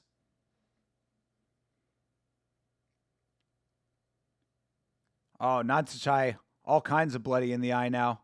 That thing's bleeding. I don't watch MMA Joey. Someone told me to watch his cope videos in Hamzat, and it was crazy delusional. Yeah. Yeah, I mean, again, I don't watch MMA Joey either. I just hear all about everything he does from people in the chat. Obviously, he's doing something right if everyone's talking about him. Sean didn't mind Hamzat shooting like other opponents. True. Very true. That's what I was saying earlier. I'm like, the wrestling of Sean Strickland should not be understated over here. I mean, he's got an amazing whizzer, and he was going toe-to-toe, holding up with all of what Hamzat was doing in that first round. It was very impressive. Speaking of very impressive, Sarah Toby is here. W. What is up, Queen Sarah? Oh, Lobo starting to pull away with this thing in the last round. Oh, another nice shot to the body from Lobo. And Nantachai clinching up because he does not want to take any more abuse. Lobo might be pulling away with this fight in the last few seconds. And there it is. All right, it will go to the judges' scorecard, but I think that Lobo might have eked out the victory based on the damage. I just can't wrap my head around the fact Hamzat ragdolled DDP for 5 rounds and fatiguing versus Strickland under 2 rounds. Well, PPV, the prevailing thought on that is that Hamzat was bulking up to fight Yuri Prohashka, and then when that fight did not come through, he had to cut all of the weight that he just put on back down again to make the weight limit for the fight with Strickland. So thinking that his cardio was a little depleted from that could be, that could be why. Or at least that's what people are saying could be the reason. I somewhat tend to believe that only because Hamzat did look so drained on the scales, but he has a problem with making weight to begin with, so I don't know. Just dropping in before I start getting ready to stream later. All right. Well, considering that this will be somewhat of an early evening, perhaps I will stop by and say hello to you on your stream. I'm sure I'll be back if you're still here when I'm done getting myself together. All right, Sarah. Well, I appreciate you stopping by always. Nice to see you here. Nice to see you in Chase Parton's stream. I want to know what the two of you are Snapchatting with each other. What is Chase getting in those Snapchats? Nantachai won? What? Oh, I don't know about that. I think we might have gotten a robbery in one championship, people. I mean, I think that Lobo took that fight in the end, but all right, judges give it to Nantachai. I don't know if I agree with that. I love and hate Strickland because his fight style his fight style sometimes pisses me off when he fights DDP, when he doesn't use more difficult tools, and some goes to Chimaev. He could have thrown a more dangerous punch. Fair enough. Chimaev, being somewhat depleted after round 1 certainly did not help him until he regened his energy later in the fight. But yeah, perhaps criticism valid all around. Again, Strickland might not be the most exciting guy, but he knows how to win a fight. And he has now pulled off 2 of the greatest upsets in the modern era of MMA, so you got to hand it to him. Who won? Nantachai won, Howard. Nantachai won, even though I believe it was a little bit of a robbery. You got to admit, after the first round, the way Hamzat was just falling to the ground, something was off defensively, weight cut related. Yeah, I would say so. He looked drained in round 2. So yeah, I definitely think that there was something regarding the weight. I think it was exactly what I just described. That was a freaking robbery. Lobo won. I agree. I'm actually really surprised by that result. That might be a little bit of a Thai bias in that fight, because I thought Lobo took that fight pretty convincingly towards the end. He really all the way through. You can give round 1 to Nantachai, but 2 and 3 I think were solidly Lobo.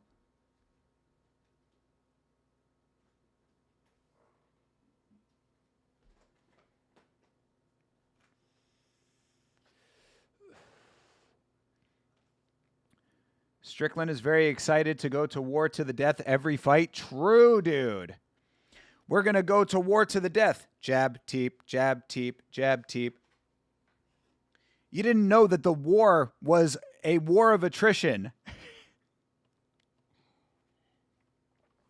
You didn't know that the war was a 50-year-long war to see who can outlast the other.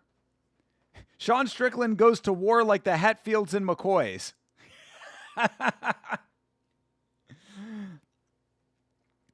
I don't think he totally fatigued, but knew he would if he kept wrestling. You can see the moment Khamzat opted to strike. I mean, yeah, when he was dead bugging on his back on the ground, certainly is something you can pinpoint. It is interesting to me to think that he was going to fatigue more in the wrestling department. That, again, is credit to Sean Strickland, because that means that Khamzat knew that he was having to work harder than he anticipated when it came to the wrestling.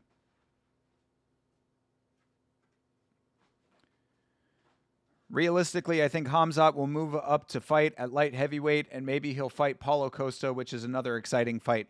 I mean, it really just depends on how badly he's talking about actually wanting that rematch. Again, I think Chase Parton made a very good point about this, where he said, after a fight like that, after your first ever loss, emotion is going to be high. Khamzat is probably saying a lot of things right now. You know, he's got a lot of things going through his mind. You know, not the least of which could be his 17-year-old child bride, potentially. But either way, you know, he might have, he might have just been speaking kind of off the cuff. So we really just have to see what they actually are going to do with him. I don't dislike the fight with Paulo Costa. Apparently they actually don't like each other, so it could be a legitimate bad blood match, which would be nice compared to what we saw in the Strickland fight. Realistically, who wins? Pech Fergus versus Ben Willis. Oh, the co-main event? I mean, Ben Willis is pretty good. It is a kickboxing match. I would say that Pech is probably going to be the winner. That's what my gut would be telling me, but I wouldn't count out Ben Willis. He's pretty good too. So my honest assessment would be go with Pech. But, you know, don't be surprised if Ben Willis can pull it off, because he's in the co-main for a reason. Fabio is a monster of a man. I know you're a fan of Fabio, Meat Rocket. I seem to recall us talking about him before. You're sad Khamzat doesn't have aura anymore? I don't buy that, PPV. I think that Khamzat can regen his aura with another classic Khamzat performance in his next fight. I think that it was pretty obvious that he was off in that fight. I think that if he goes out there, goes back to what you knew him to be able to do before, that his aura, it might be slightly tarnished, but I don't think his aura is gone. I don't think that he is auraless at this point. You know, I think he can regen. I think that he can get back on the Mega Man X platform. All of the little light lines will go up beside him, and he will regen his aura with another classic performance. Khamzat would have to dominate Sean the way he dominates everybody to regain it. Now that's an interesting perspective. Does he have to beat the man in order to regen? I don't dislike the thought process there. You know, it kind of does track. That might be why he wants the rematch now, why he changed his mind about moving up to light heavyweight. But yeah, I don't know. It's a good point. It is a good point. I mean, from a community standpoint, you're kind of spitting facts. It's like he could go out there and ragdoll another high-level fighter, but if it's not Sean and he has that blemish on the record, everybody's always going to be able to say, yeah, but he didn't do it against Sean, though. So I'm not disagreeing, PPV. Thank you for being here, PPV Plug. I appreciate you, bro. Make sure to subscribe if you're not already subscribed. Join the Blood Palm.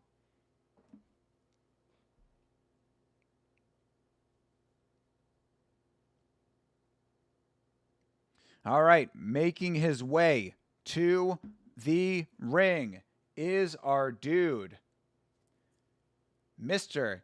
Yasuke Saruta. People will still say he couldn't do it against Sean. Yeah, true. Your channel seems chill, bro. Glad I ran into you today. Thank you very much, brother. Appreciate you being here, my guy. Absolutely. Always glad to have new members of the Blood Palm. Subbed with pleasure. Let's go, brother. Absolute W's. Super W for that. Welcome to the Blood Palm, brother. Cut the hand. Touch the blood. We are inextricably linked forever. I'm just curious what Kadyrov's reaction... Now, that Meat Rocket, you make a great point about that. I should have brought that up in the video. Kadyrov's reaction to the loss, that is something interesting for sure. I also would be very interested to know the reaction. How buddy-buddy they were after the fight, after all the crap Strickland said. Yeah. Oh, that too? Yeah, another good point. Yeah, I didn't even think about that part. Talked all this shit. Strickland talked all this shit. And then you're over there dapping him up. Kadyrov, an unpredictable guy, as most dictators are. So, yes, that's a great point, actually, Meat Rocket. I too, would be very interested to know. Khamzat walking around with some lacerations on his back from a caning, perhaps. I certainly remember that from... Hey, there we go. PPV with the sub. Chi wee wee, brother. Welcome to the Blood Palm. But, yeah, I certainly remember that from Uday and Qusay, or what was it? Yeah, Uday and Qusay Hussein. The Saddam Hussein's sons who used to beat up the athletes if they didn't perform well enough. Disgusting behavior. Qusay, right? Uday and Qusay? Whatever, it doesn't matter. Fuck those guys. But you sure he'll make it to 185? Because what if he misses weight again? I think they'll have Imavov as a backup. Yeah, these are all the things that are going to have to be figured out, because Imavov deserves his shot, Khamzat did not get it. He probably should move up because he barely made weight to begin with, if he even made it at first, We don't even know if he actually did make it, and people have been saying that his team saying, oh, his body shut down at 2.5 pounds to go is confirmation that he didn't actually make weight. That has been the narrative that has been going around. So I'm just saying, this is there's a lot of facets to this. It's a multifaceted situation. You got the move up to 180 or to 205. You've got the weight miss to begin with. The fact that he came into the fight potentially not even making weight and getting gifted the weight make by the commission. You've got Sean Strickland as the champ now. Nasruddin Imavov, who should be getting a title shot. Khamzat saying he wants to go up and then changing his mind and saying he wants the rematch. There's just too much in the atmosphere right now.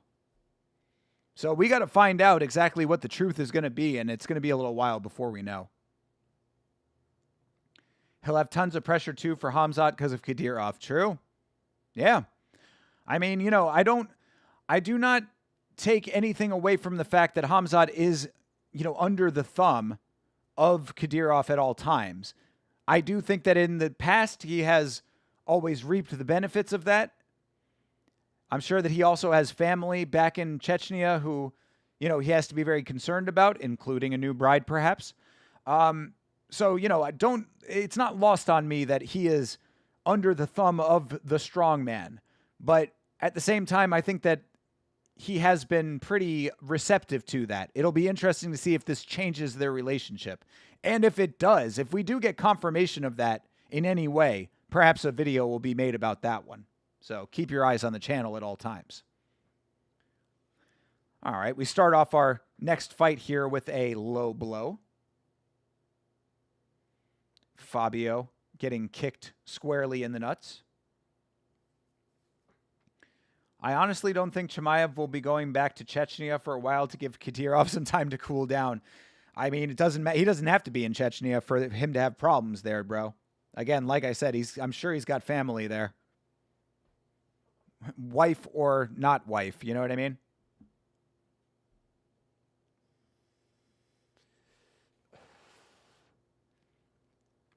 All right, of course, this is mixed martial arts. So Saruta goes for the first takedown. Oh, Henrique getting silly, jumping Gilly.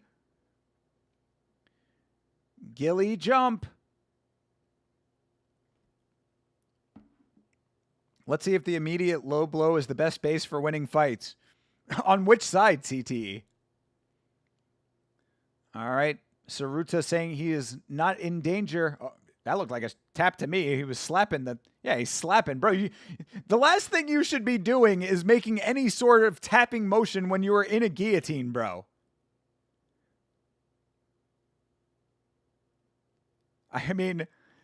It looked like he was legitimately just slapping his side, but I mean, you'd think that that would be interpreted poorly. Or could be interpreted poorly, rather. Yeah, that looked like a tapping gesture to me, too. Commentary saying it was a dim mock. Okay, bro. R.I.P. to the legend Donald Gibb, by the way. Ray Jackson forever.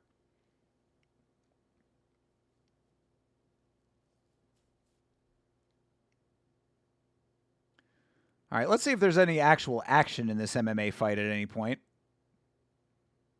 I want to see Henrique turn up here.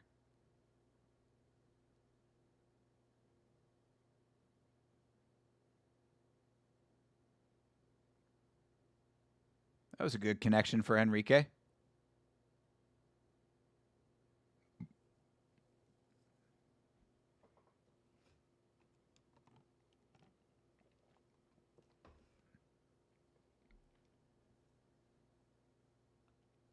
I like how commentary said to throw body knees to discourage takedowns. That's definitely how that works. Yeah, right? That's why Sean Strickland did it so much in the first round of the fight we were just talking about. You know, you cannot grab a knee to the body. That's just against, it's unfathomable. Oh, nice single leg. Oh, Saruta with a nice takedown. There you go. That was clean, but Henrique right back to his feet. What was that? What was Henrique emoting about? Saruta takes him down again. Oh.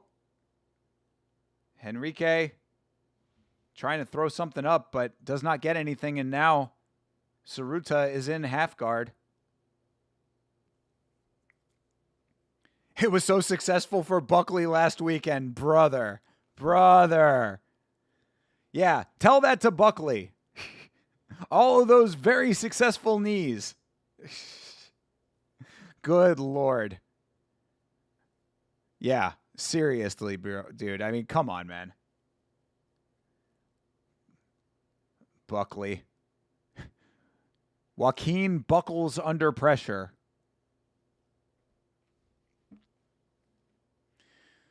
All right, well, Saruta is pinning a hand and not much else right now.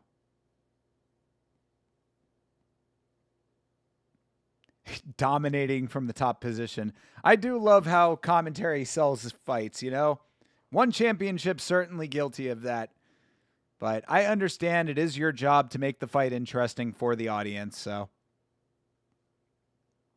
Colby Covington made us think Buckley had passable takedown defense, bro.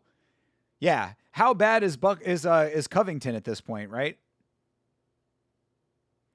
How about Buckley being the minus 260 favorite? 30-25 is on the scorecards. Yes, we talked about that on the podcast too. I still don't, I mean, like, this is the type of thing that if I had the equipment that eventually I'm going to have, I would have made a video about that. Because that is a rare irregular line movement that actually went the wrong way. Buckley getting all of this late betting action and then getting trounced, getting annihilated, completely and utterly decimated. Buckley has zero respect for the sport of MMA by not giving zero fucks about his fight plan. True, Johnny. I know that you have been very, very conscious of that reel that he put out, saying that he did not grapple or wrestle at all in camp. I mean, the only thing I would say to that as a counterpoint is apparently he had been training with Kamaru Usman a lot before that, but obviously it didn't stick. So who cares? Yeah, he trained zero wrestling and jiu-jitsu. I don't even know, like, that's not even a flex. You know what I mean? That is, of course, the reel that I am talking about and what Johnny is referencing as well, CTE. But it's like, it's not even a flex. It's like, bro, okay, I just had the stupidest fight camp of all time, and then you go out there and get... Like, it would only be a flex if you could actually make that work, which he did not. So, terrible flex, dumbass. You know what I mean? Like, I like Buckley, but he's another guy that, like, IQ seems to potentially be not all there.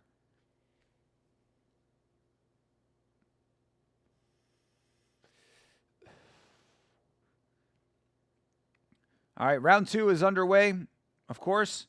And Henrique starting to land some striking up top. Oh, Saruta trying to strike back, but Henrique, just a little machine out there with the striking. Saruta finally gets the takedown. Oh, uh-oh. Oh, TKO. Oh, unfortunate beanbag. Oh, injury beanbag. Unacceptable beanbag. That is an unacceptable beanbag. First time I've used that drop, by the way. Do you like it? Yeah, I mean, if it was an elbow dislocation or a shoulder, maybe, but something like that, certainly. You know, he went down weird. I want to see the replay of him going down, but unacceptable beanbag, unfortunately. He definitely trained his wrestling. His hips were much better. It's just the second and third stage things he can't do. True. Yeah, let's see the replay of this. During all his pre-fight interviews, Buckley was being so cocky and arrogant, dismissing and saying Brady had zero chance. Damn. Well, that never helps. Again, that only flies if you can actually pull it off. All right, let's see the replay here. Yeah, so where was it? Okay, so this is all the replay of the striking. And he's going to go down here in a second. He goes, shoots for the takedown. Oh, yeah. I think it was his shoulder. He was either his shoulder or his elbow, but yeah, you could see it kind of go. Hey, Bleeding Edge is here. What's up, brother? You just missed a sadly. Oh, yeah, no, I think it was his elbow. You could see it kind of go in a, you can see it go in an odd angle. That angle that they just showed is a better version of it, but yeah, elbow for sure. Yeah, definitely elbow. He just pantoshed his elbow. Yes, indeed. Plus, by the way, guys, unfortunate finish to that aside. For anybody who was not here earlier, our buddy Lachlan is in the crowd at this event, and he is close enough to the action that he is visible from the inspection zone. So when some of the fighters were making their way into the ring, he did the homie move and signed Yama with his little LED wristband that they give out to the crowd. It was during the Adewong fight. And then after that, Adewong got the knockout. You saw the blue light spell out of Yama? Let's go, Bleeding Edge. Hell yeah. Just had to bring that up again to shout out the amazing homie move from Lachlan, who is out on the ground, out there doing the damn thing, doing it big for all of us back home, and will also be at RWS as well. We'll see if we're going to get the Yama spell out on the dance cam. YAMMA.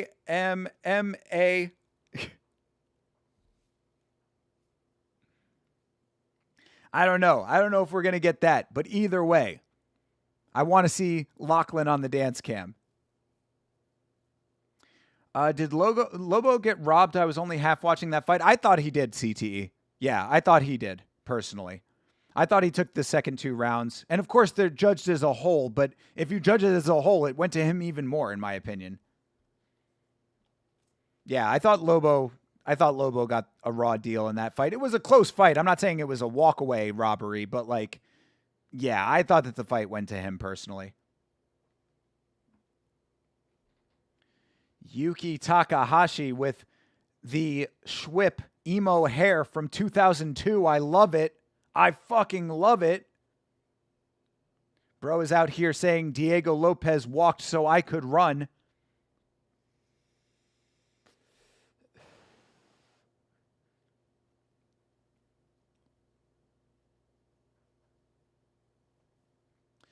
Yep, we got main card coming up here, folks. We have exhausted our prelim fights.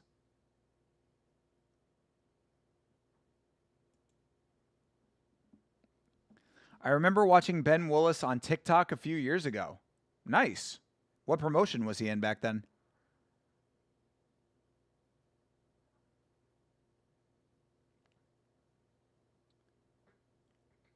All right, they're doing the promo for our main event. That is Shamil Gasanov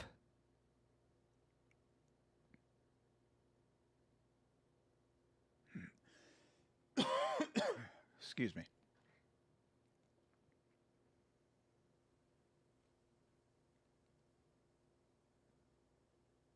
Shmuel Gasanov, only thing that's changed is the length of the beard.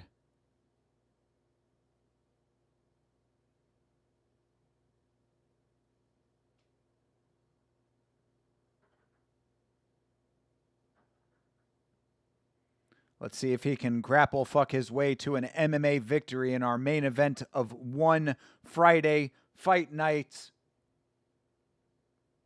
One fight night 43, to be exact.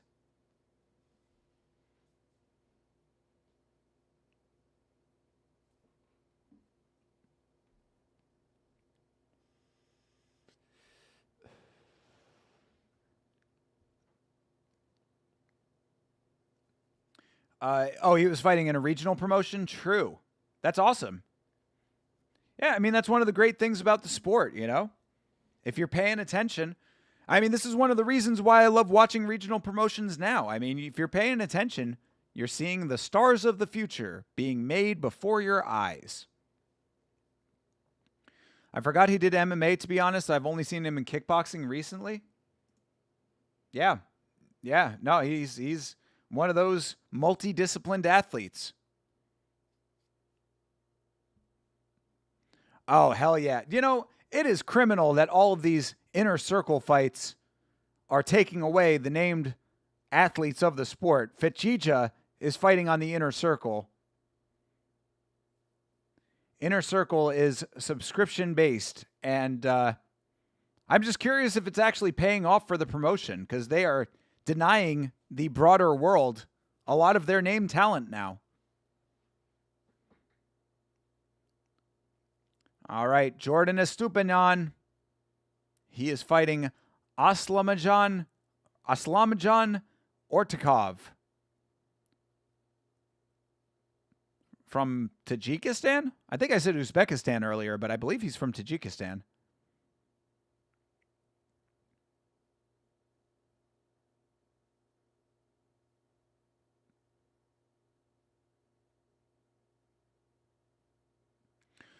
One continuous to make confusing business decisions. Yeah, we were talking about that earlier. One championship in their nebulous business practices. Jordan is Colombian. Okay, yeah. Like I said, I get Venezuela and Colombia mixed up sometimes. So, all right, Colombia. Thank you. I will try to remember.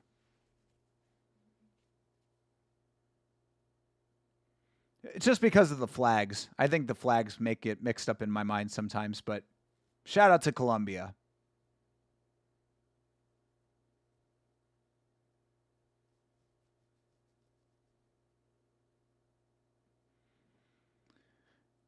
All right, Aslamjan Ortikov. Apparently he is a newcomer to one championship, they were saying.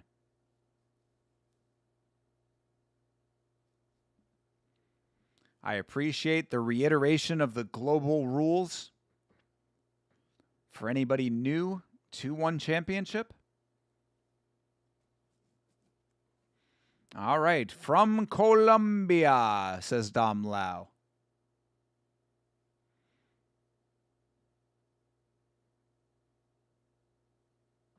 Uh-oh, banger alert.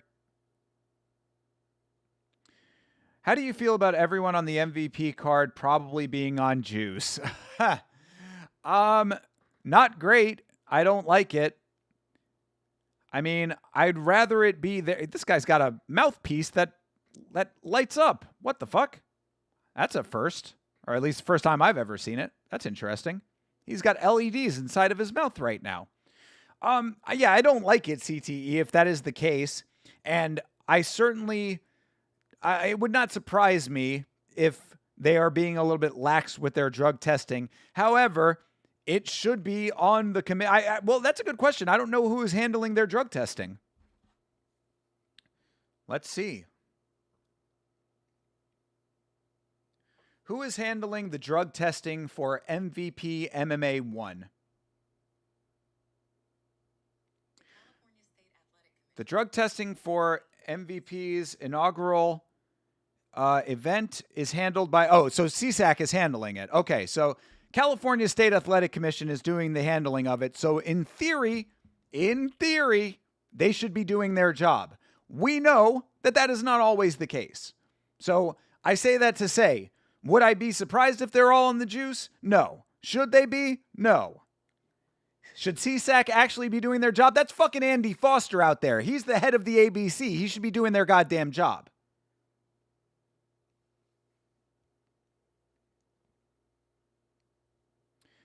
Venezuela is the same flag, but it has little stars on it too. Yeah, that's why I always get them confused.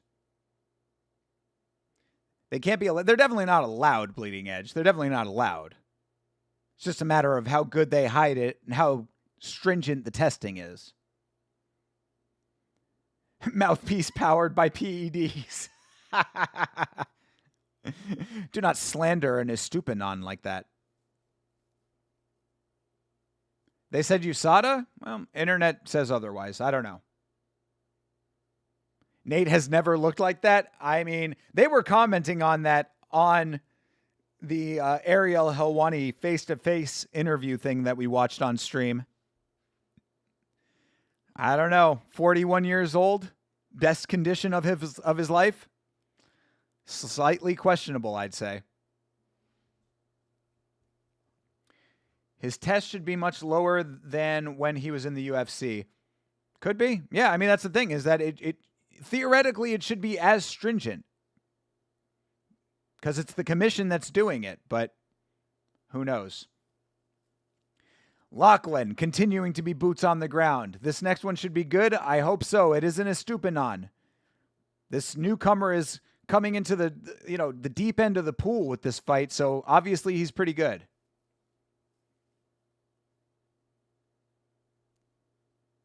I thought you were going to say they should be on it. No. I am a fan of fair and even playing fields in competition. He smokes 5 pounds of grass a day. This is also big facts. These are the biggest of facts. It's like I said on that thing, like, what does he actually want to do? I think all he really wants to do is smoke weed, watch videos on YouTube, and run triathlons. Fighting out of necessity right now. Really, I think that all of this is just to delay Nate Diaz's big foray into a new career as a motivational speaker. Because why he hasn't thought to do that yet, I will never know. The amount of money that Nate Diaz could make on speaking engagements alone has to be in the tens of dollars.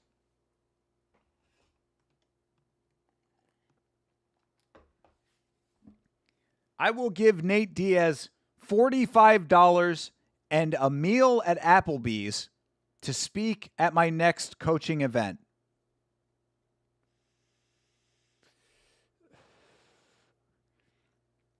I've never been a fan of Nate Diaz, hoping Perry knocks him out tomorrow. I mean, I like Nate Diaz's fights for sure. I'm not super big fan of him personally, but knocking him out is going to be a very tall order. You know, Nate Diaz is one of those guys that he is hard to kill. He's going to BKFC. If you want to see a fuck ton of blood, then he would be great in BKFC. You breathe on that man the wrong way and he will bleed. So bare knuckle, he would be bleeding all over the place. I don't know. We'll see, I guess. We'll talk to Big Ben. Shout out to Big Ben. Maybe Big Ben has some insights on whether or not Nate Diaz will be in bare knuckle.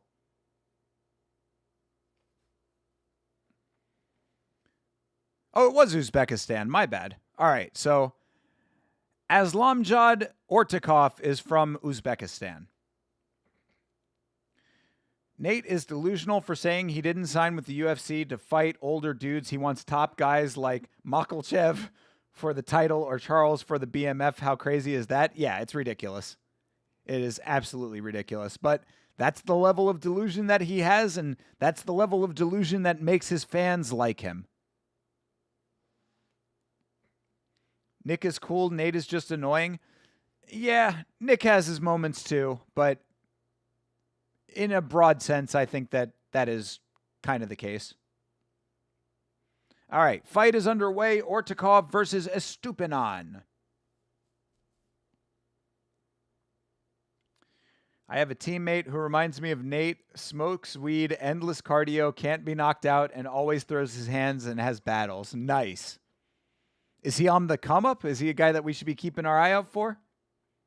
Nice head kick for Ortikov early. I hope Lachlan is admiring the referee greatness he is witnessing tonight. I did comment on that earlier, too. He's getting GOAT Olivier Coste. Good deal. All right, Ortikov stance switching over here. Comfortable in either stance.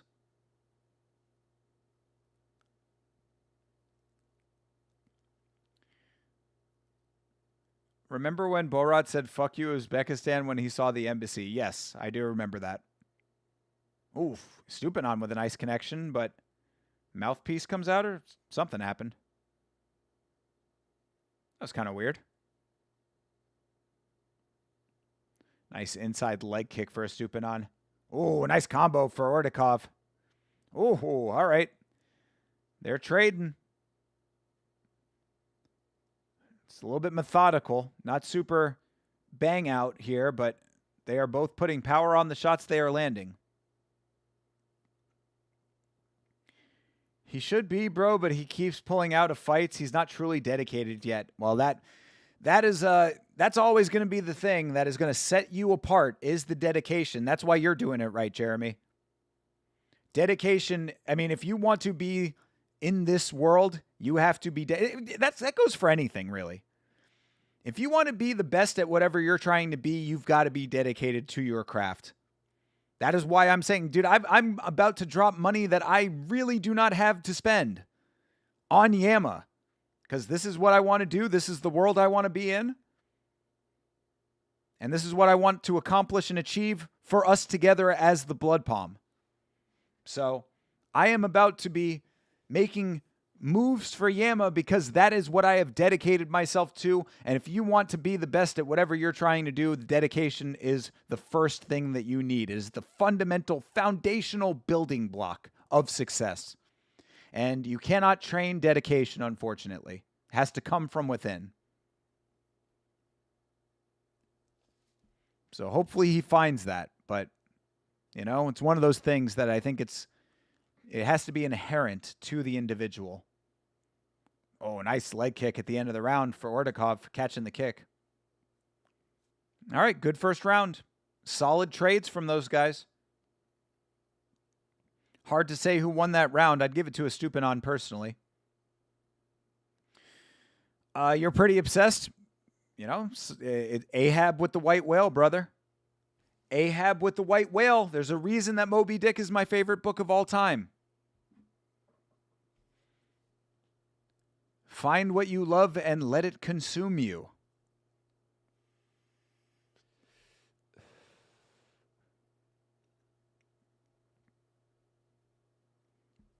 Ortikov with that nice teep.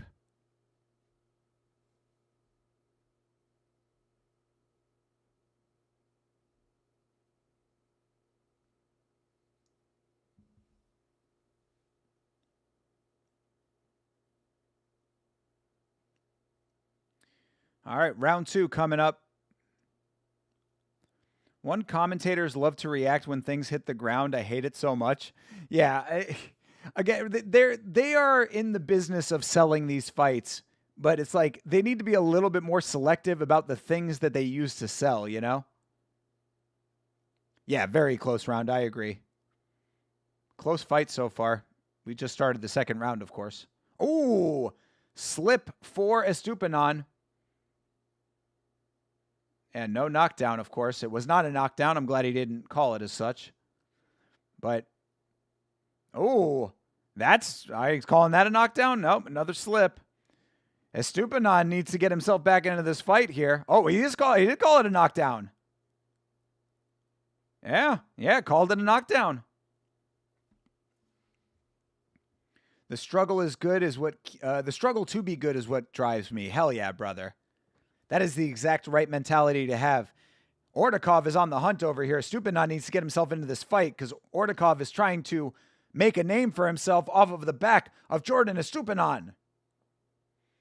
Oh, there you go. Nice combo for Stupinan. But, yo, Ordakov just staying in the pocket. Uzbekistan looking for a beanbag.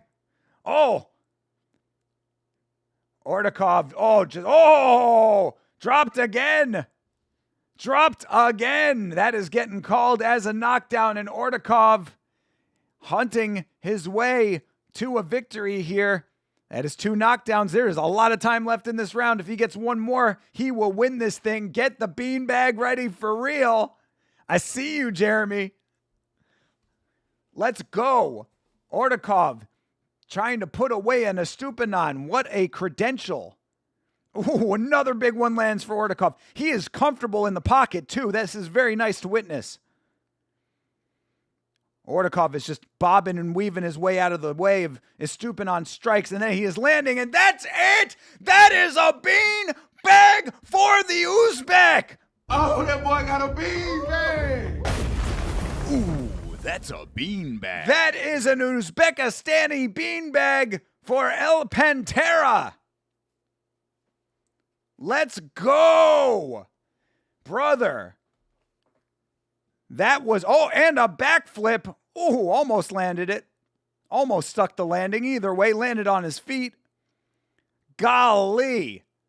That was very impressive. As I said, just willing to stay in the pocket, bobbing and weaving his way around the strikes of Stupinan. This dude, Aslanjan.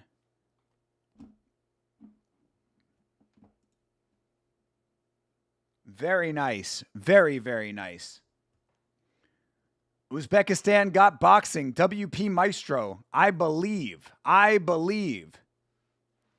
He was really, really good. Yeah, no, that was fantastic. Again, it's not even only about the boxing. I mean, the boxing obviously did it for him, but the fact that he was willing to stay in the pocket, that is what I really cannot get around. This dude having no fear in the face of Stupinan boxing coming back at him. Very amazing. Yeah, Uzbek with a Spanish nickname. I don't particularly get that either. Also considering that El Pantera is a nickname that is used by many other fighters, but whatever. I guess he likes it. Facts, gotta have tough defense with the 4-ounce gloves. Very true, WP. Very true. Yeah, that was a fantastic performance. Well-deserved, and a beanbag to sit upon the mantle for our newcomer here. Obviously, there's a reason he got such a high-level, high-profile fight early on in his career with one championship. Yeah, you could see he was a level above for sure, Lachlan. That must have been really nice to witness live. Hey, OC Dave P, what is up, brother? We have any fights left, or am I too late? No, bro. We got a couple left. We've got all of the top of the card. You can click the link in the description of this live stream, and you can watch along live with us right now, OC Dave P. Good to see you, brother. You can do that, and then after this card, we might be able to get some striking in. Nasty work. That's why he's 24-0. Hell yeah, dude. Hell yeah. 24-0. I love it. Use your frames and move your head. Very nice, Maestro. Absolutely. He certainly did that.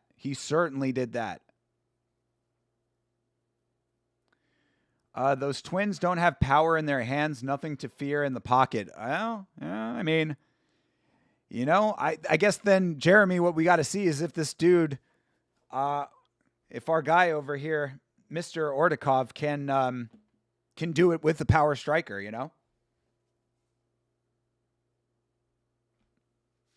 Didn't they say Ordakov was 23-0? I mean, I think he's 24-0 now. Submission grappling next. Oh, brother. All right, well, get your pillows ready. If there is a beanbag, I don't know. If there's a beanbag in submission grappling, that would be the greatest thing to ever happen to one championship. That's a pretty badass shirt. I do like the shirt. I do like the glittery golden shirt he is wearing. That's dope. I didn't know you had that set up. I've been out of your stream for too long. Yeah, I try to put the link to the fights in the description as often as possible. All right, brother wants the belt. I like the confidence.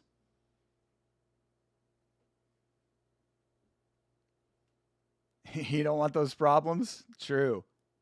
Ordakov has a brother fighting him one as well. All right. Another Ordakov. 2 Ordakovs. Maybe he can fight the other Estupinan for brother supremacy. Let's not throw him to the wolves right away. I mean, I think that is a little bit of a tall order to think he would be marching his way right to the belt, but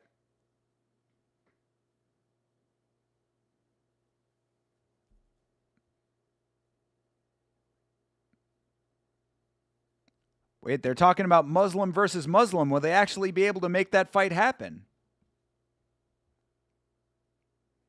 Either way, though, I mean, look, you come in, you get. This is how this sport works. I actually appreciate that one championship sort of works that way a little bit, that they're trying to sell a fight. Bro just got a very good knockout performance, and they're already talking about crazy big things. You want to talk about hot-shotting? That is how you make hot-shotting happen for yourself.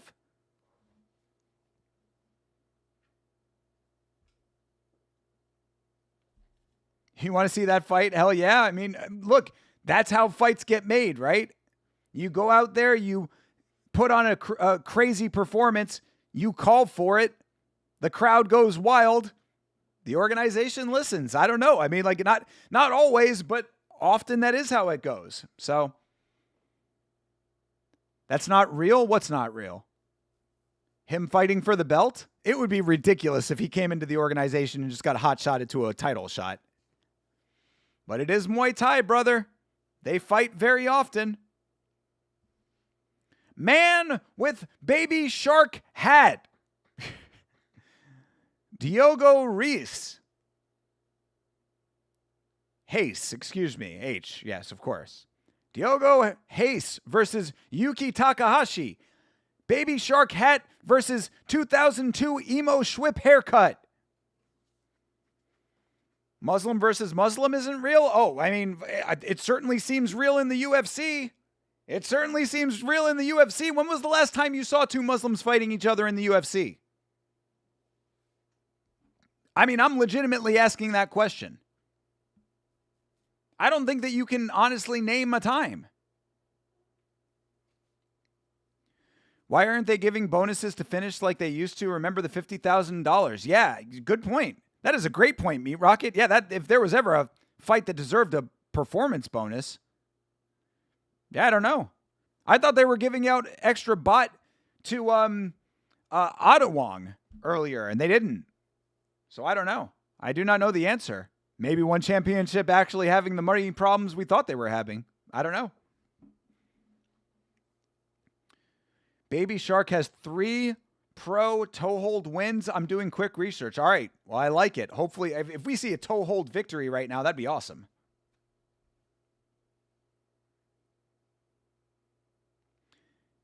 Haven't seen it. Might be right. That's what I'm saying, bro. Islam Makhachev versus Muslim Salikov. There's a little bit of a weight discrepancy between the two of them.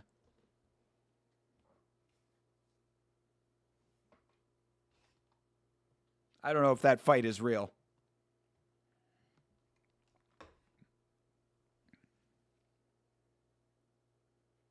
But yeah, no, it definitely appears to be real. You know, that's why people were saying that Nasruddin Imavov did not get his title shot against Hamzat. Islam Makhachev versus Israel Adesanya. Is he a practicing Muslim? Israel Adesanya?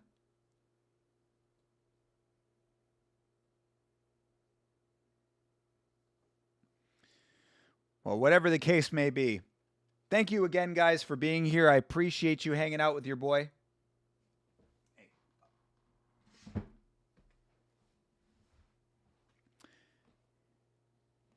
Make sure to like the stream. Make sure to subscribe if you are new here.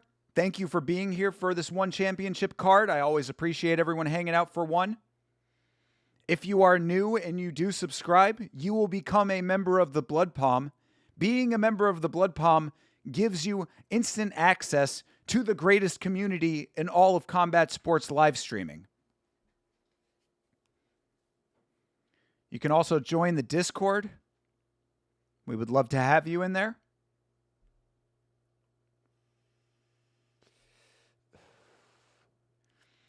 And of course, we do have submission grappling coming up, so I'll try to be as entertaining as possible for you, considering that these are often very boring.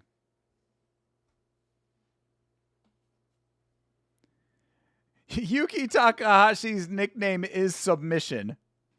That is a level of confidence you don't see every day in submission grappling. This no bonuses after sick finishes is worrying. That was my favorite part. I mean, it is actually legitimately concerning, I would say. Because what is the reason for that? Are they going to bring it back? Why are these people the odd ones out? I mean, Ordakov certainly deserves a bonus. That was a bonus-worthy performance if I've ever seen one. Fucking Ottawong definitely deserves one as well. So yeah, the no bonuses is definitely concerning, Meat Rocket. I agree. I can't find anything impressive on Yuki, so we're going Baby Shark in his laundry list of awards. All right. It's nice to see someone with a laundry list of awards actually competing in the martial art form that their awards are applicable to. Looking at you, Marcus Bushesha. Didn't Hamzat KO Alaskirov in the regional scene? You know, I don't know if the regional scene is maybe an exception to the rule. That's actually a very good point, Johnny. I don't know if the regional scene actually extends to the rule because, you know, in Uzbekistan, we literally just watched the Uzbekistan card not too long ago. And it would appear to me, at least, that a bunch of those fighters were all of the same region fighting each other. So I don't know. That actually is a very good point, Johnny. I don't know if it extends to the regional scene.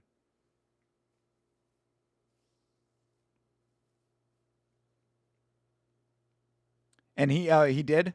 He KO'd Alaskirov.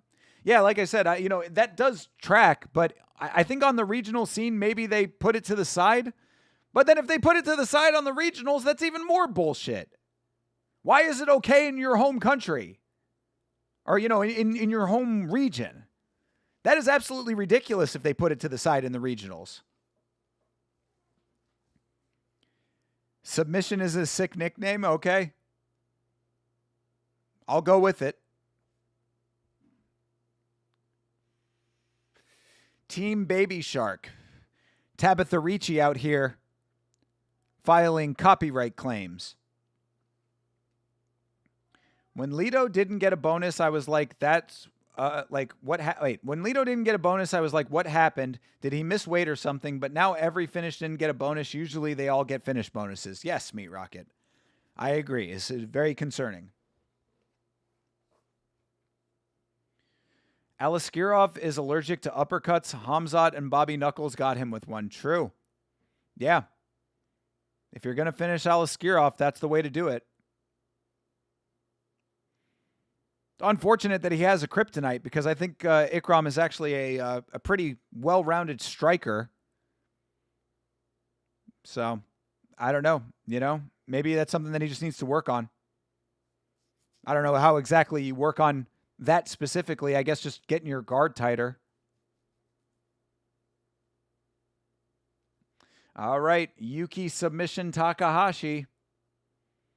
Greatest hair in the game. Looking like the lead singer of a band called My Heart Bleeds.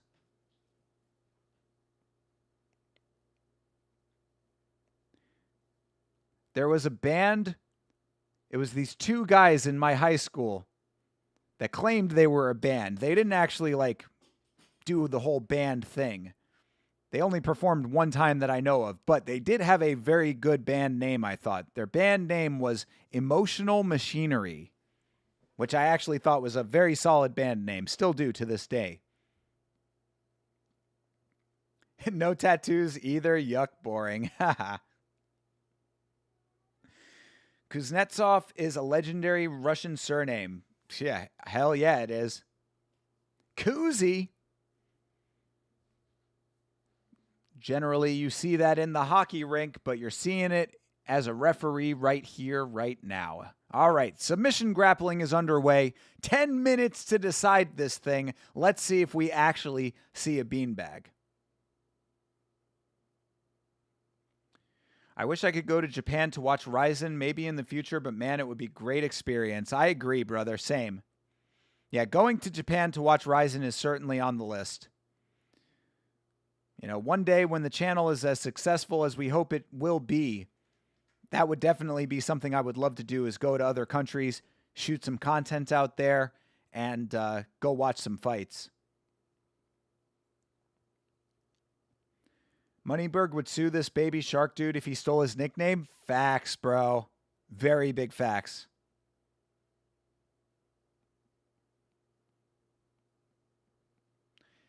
Tyler Betts, y'all must be casuals. Why? Why you coming into the chat with that energy, brother? Explain yourself. If you're talking about not being super enthused about submission grappling, I will take the casual moniker. Derek Tummyberg. He's got 3% body fat, bro.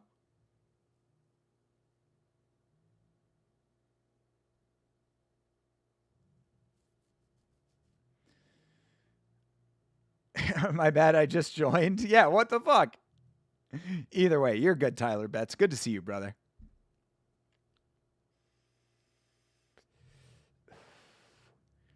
Takahashi on top. Tight guard for Heiss. I honestly only show up for the one grappling match. I had to sit through these terrible fights to finally see this. Well, brother, you're getting exactly what you wanted out of this. High level, sitting in the guard. High level, hand fighting. I honestly, oh yeah, sorry, I already read that. He's got ab veins. Okay. Are they working to his advantage right now? You're talking about Derek Moneyberg. Yes. I mean, it is true. I mean, you've never seen a more prime physical specimen than Moneyberg. That's how he got his black belt.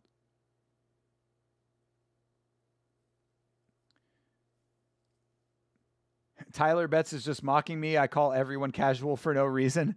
Yeah, trust me, Meat Rocket. I have seen you in other chats. It is very entertaining. That fucking Moneyberg shirt with his face on it always cracks me up because of how bad those shirts looked. Brother, I want one. I disagree entirely. I love the Moneyberg shirt, and I would be rocking it all the time on stream if I could get one. Somebody needs to contact Derek Moneyberg on my behalf and tell him I want to rep Team Moneyberg.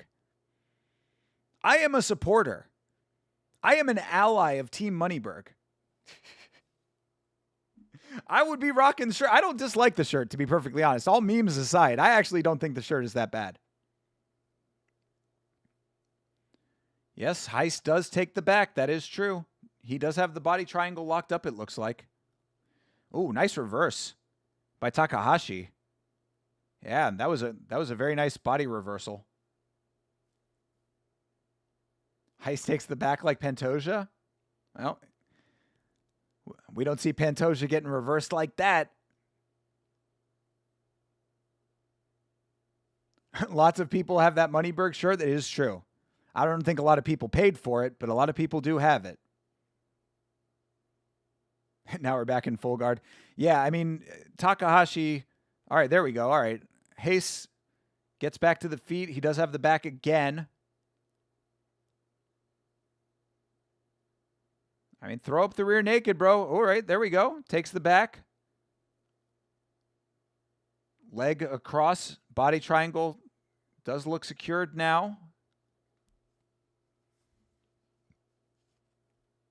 Maybe you should break BJ Penn's black belt record. Moneyberg? I mean, he's already on the way. I mean, if you count getting to the belt, he's certainly neck and neck if he didn't beat it. Oh, you mean me personally? Yeah, no, I will definitely wear shoes. I will wear shoes and socks.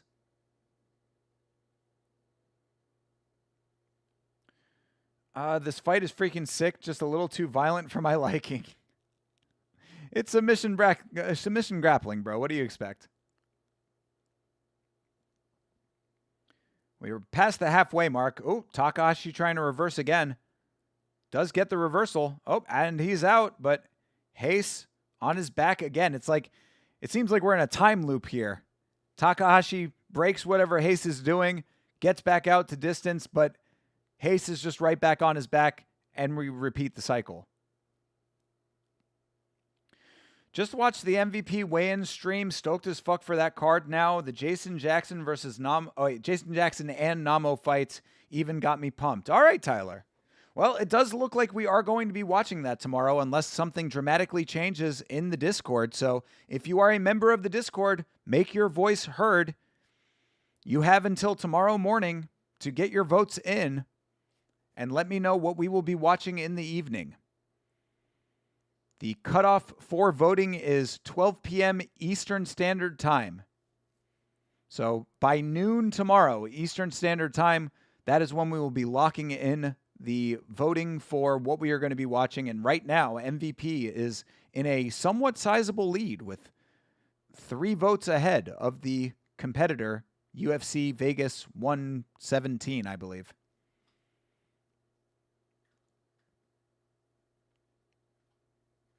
I could see Nate taking some breaks during the fight like he did with Tony. Yeah, we'll see if the cardio holds up. Cardio was barely there for the Jorge Masvidal boxing match. Fucking slop fest that was.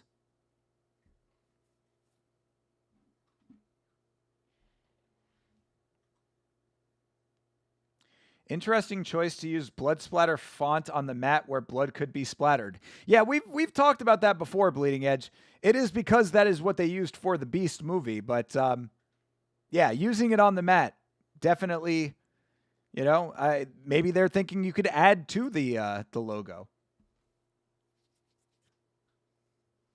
Uh-oh. Heiss working his way for the submission here.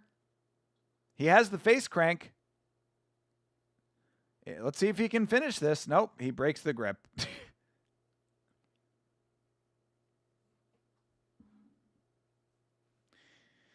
I think I'm going to watch UFC, then rewatch MVP on Sunday or later in the week. All right, well, that is certainly your choice. As I have said, we are going to watch one of those live, and we're going to do a replay watch the next day early in the morning. Well, not early in the morning, but earlier in the day compared to Muay Thai Sundays. So we got a lot of watching to do tomorrow.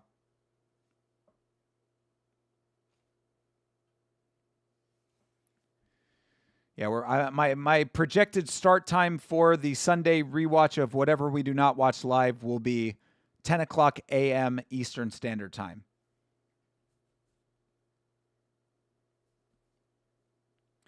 You're switching back and forth. Honestly, MVP card got you more excited? Yeah, I know a lot of people are going to be doing the dual watching thing. I'm not doing that.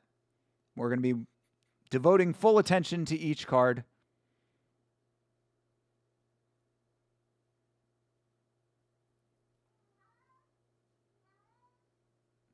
I wish Hayes would try to get mount instead of just backpacking. He's got more arm bars than anything else in his career. I mean, you find yourself in the positions you find yourself in, and he's trying to navigate, I guess, but literally just laying next to each other right now. This is what happens in high-level submission grappling. Pumped for Allen versus Costa and Doo-Ho Choi, though? Yeah, same. Those are really the only fights that are like hype worthy. I'm actually looking forward to seeing Gant make his debut in the organization. Modestas Bukauskas getting a layup. Alice Ardalyan getting a layup. The rest of the card is somewhat underwhelming. Malcolm Wellmaker versus the dude he's fighting, Diaz, I think, right? That actually is somewhat interesting, but there's only the the standout fights are few and far between on that card. Yeah, Heist trying to go for the armbar. It doesn't look like he's going to get it in time. Oh, almost had it, but Takahashi able to get out of it. We nearly had a submission attempt. That's how submission grappling goes. You got Wellmaker? Hell yeah, dude. Melwaker.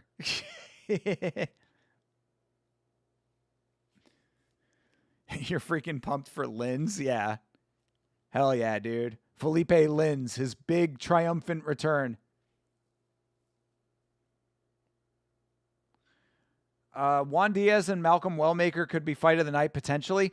I think that a lot of people are putting a little bit too much stock into Juan Diaz off of the viral knockout. I'm not saying I was not impressed by the knockout. I certainly was, but he was not necessarily doing great in that fight. He was doing fine in that fight before that. It was just much closer than I think people are remembering. But if it is fight of the night, I would certainly enjoy that. Your heart rate almost went up at the end. Yeah, it was unfortunate that he almost got to the arm bar with like 16 seconds left. Takahashi 30-27 in all three of that one-round fight. Yeah, you got to know Meat Rocket. Meat Rocket's going to Meat Rocket, bro.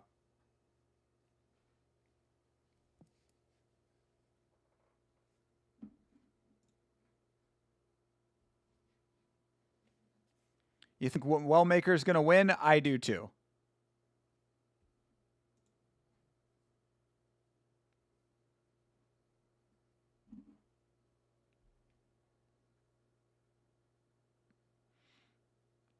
All right.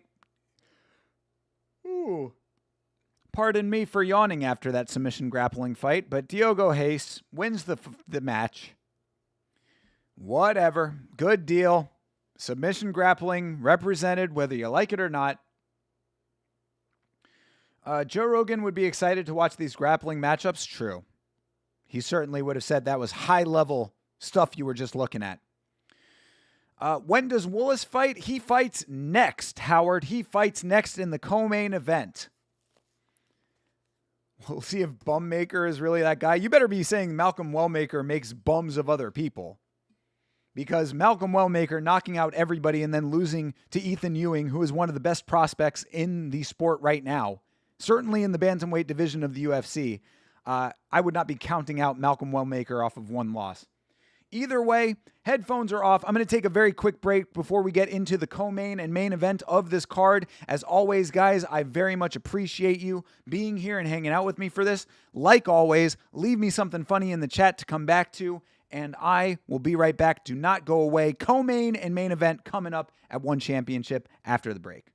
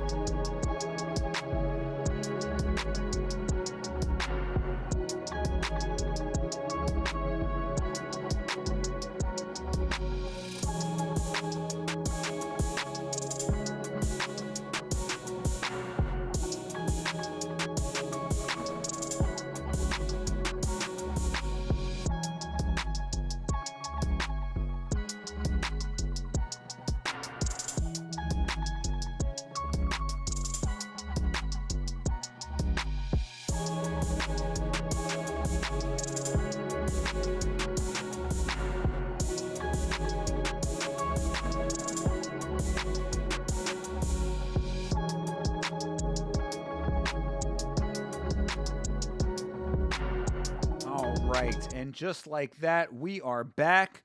Ben Willis is making his walk to the ring right now. So we are back just in time. Thank you for sticking with me for this one. Let's talk mad shit about him while he's gone. You never do, though. I'm waiting for the shit talking. Oh, there we go. I heard him. I swear I heard him fart and could smell it through the screen. Let's go. Probably was his cat. I was just going to say, I was going to blame it on something else. It was a strong breeze that you heard and are smelling through the screen. I can't tolerate Wellmaker slander just because he couldn't knock out blockhead Ewing, which turns out Ewing is a great prospect. Exactly. Absolutely. Who could have known that Ethan Ewing coming in his debut would be one of the technically most proficient fighters that we've seen in some time? I mean, talk about a bantamweight prospect. Ethan Ewing is like one of the best right now. Certainly a fighter that everybody should be keeping their eye on, I would say. Can't wait to watch him fight again.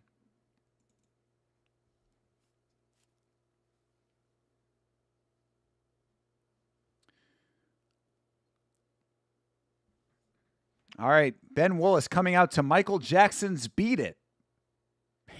I don't know what that means, but it's certainly a fact.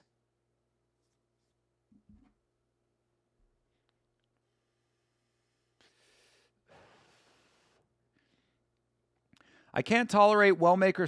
Sorry, I already read that. My bad. All right, anyway. Ben Willis is in the ring. Hair is braided. We are locked in. Co-main event about to start after the walkout of the other guy. Pechtanatong. It's Pettanong, sorry. Pechtanatong. All right. Pettanong. Coming out now. Oh, Jesus. What the fuck? He was beaten as a child by his stepfather every single day. What kind of facts are those? Oh my God, walking out to AC/DC. You're lucky you're from Thailand. You do not get a point deduction for that. No, fuck that. You're not from Australia. You definitely get a point deduction for that. Point deduction for Pettanong. People forget Wellmaker did well early in the Ewing fight. He dropped Ethan in the first. Yeah. Ethan Ewing, just a tough customer. It's tough because they're both blue-collar workers. True. Very true. Malcolm the Pipe Fitter Wellmaker. That would actually be kind of a hard nickname.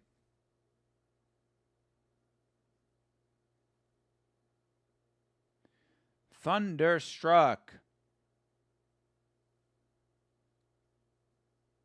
I cannot believe Lachlan has the greatest seats in the house. I'm looking back to where I saw his little flashy thing. This dude is like lower bowl, maybe like 4 or 5 rows up. Lachlan has tremendous seats for this event. I mean, if you're going to go all the way to Thailand to watch fights, I guess you got to do it big, right?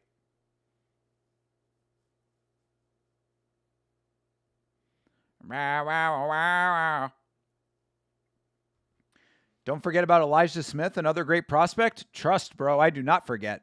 I certainly do not forget about Swift Elijah Smith.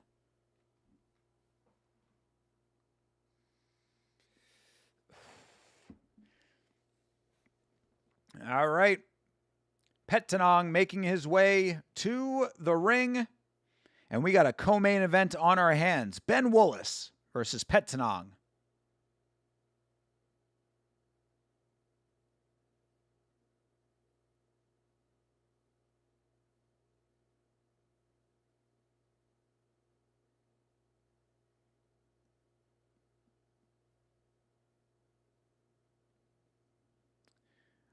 Supposedly, Gina lost 100 pounds to make weight for this fight. I saw that, Jeremy Hall. Somebody in the comment section of where I saw that made a good point, though. Do you mean to tell me that Gina Carano was 240 pounds? Come on, dude. There's no fucking way in hell that Gina Carano was 240 pounds. I don't buy it. Either she was exaggerating or she was flat out lying, but either way, there's no way in hell that she was 240 pounds at any time. I wonder how much the one tickets were. Maybe 10,000 baht. That's a good question, actually. We should ask Lachlan that next time he's in the chat. Yeah, Meat Rocket, definitely ask that, because I would certainly like to know too. Yeah, she had to have been like exaggerating. I think she was doing that like woman thing of being like, oh my God, I lost like 100 pounds. Do you think Gina took Ozempic? No, I don't think so. You'd be able to tell if she had Ozempic breath. 240-pounder Gina sounds hot as fuck. I'd die under that. Let's go, Didgeridoo Dave. Let's go. Honestly, when I heard it too, I was like, I kind of want to see it though, you know? I kind of want to see how she would wear that weight. I'd say 195 the most, maybe, and I mean maybe 200. Oh, bro, 200 pounds is crazy to think about with her frame. How tall is Gina Carano? 5'6"? Come on, dude. There's no way. All right, co-main event is underway. Willis versus Pettanong. Do you see both Ronda and Gina throwing sloppy punches, like missing punches before Ronda goes for a submission win? Yeah. Yeah, I could certainly see that. Smash or pass heavyweight Gina? Oh, brother. That's the easiest question I've ever had asked to me of all time. Definite smash. 2,000%, brother. 100p. I like him thick too, Jeremy. 5'8"? Yeah, come on, bro. Anything under 6 feet. There's no way she's carrying 200 pounds on her frame. No way in hell.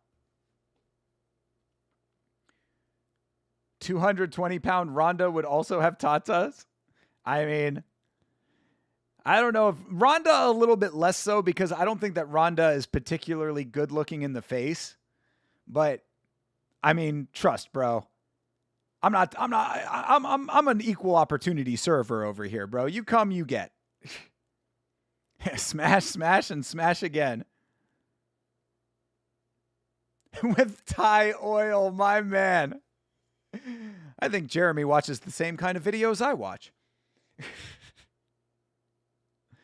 All right, we got a fight on our hands. Bantamweight kickboxing. Both these guys big bantamweights.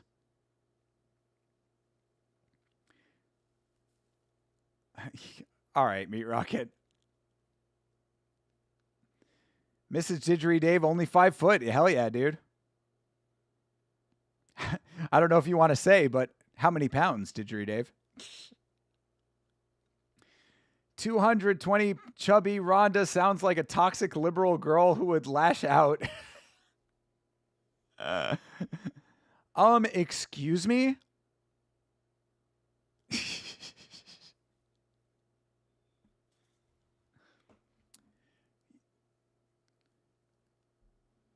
Check your privilege. Ooh, nice 1-2 by Pettanong. Oof. Good trades going on in round 1.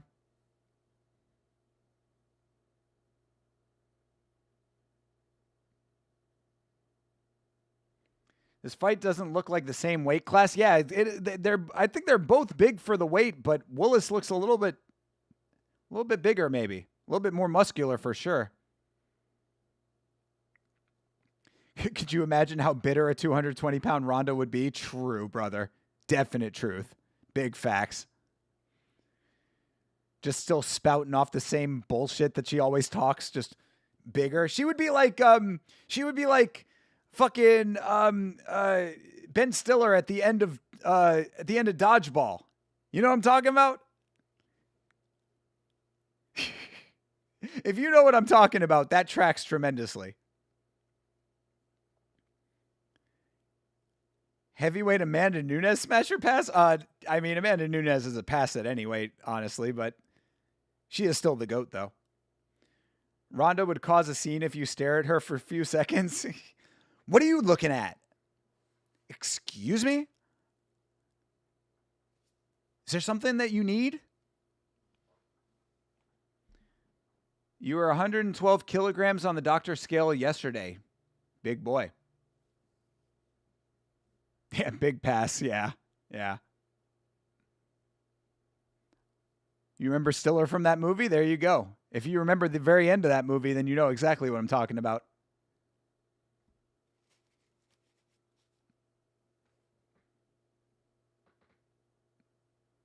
Ooh, nice knee for Pechtanong. Yeah, Willis is starting to take some damage. As I said, my prediction was Pechtanong in this fight. Ooh, nice high kick for Willis. Ooh, another good connection for Pechtanong. She's 55 kilograms and 5 feet. What is that in pounds? What is that in America? What is that in freedom units? You made Ben Willis's fight kit? What? Incognito. Let's go. Did you bedazzle the belt line? 110? Nice, brother. Nice.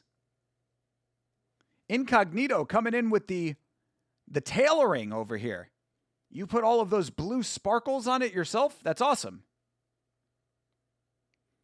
Shit, dude. If you make custom fight kits, can you make Yama gear? Send me a DM. We've got many people who want Yama gear. We want Yama tie shorts.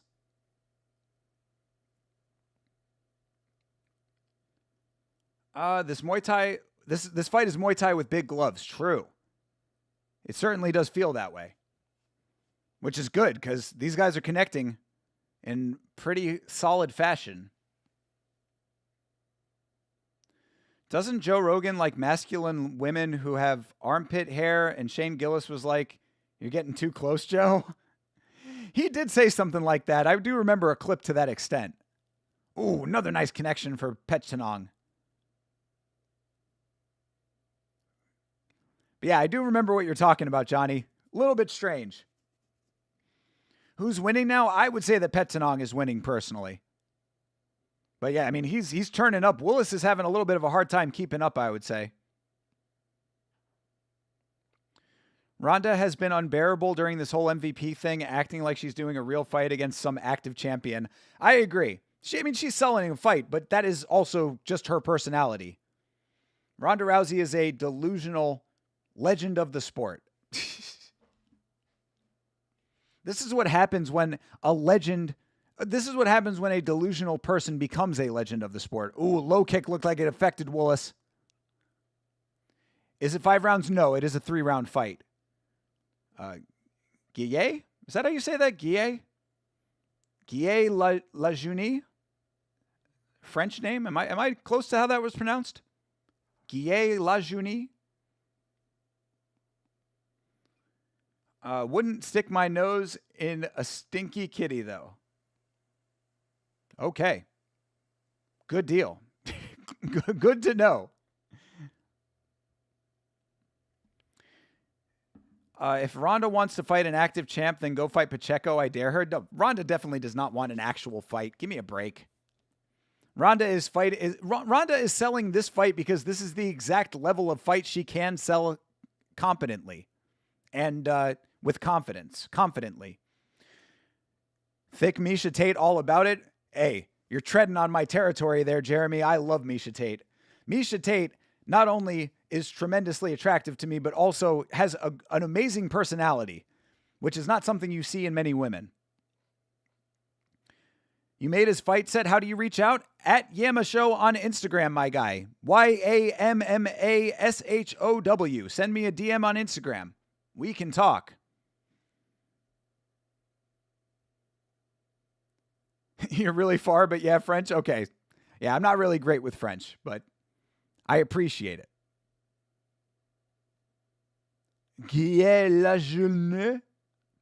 Is that closer?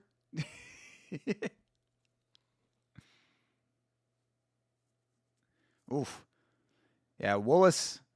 I don't know, man. Willis he's having a little bit of trouble. Sending DMs soon. Let's go, Incognito. I like it. A lot of people in the chat would be very happy about that. Ronda versus Paige, sponsored by OnlyFans and baby oil in the cage. I'm not opposed.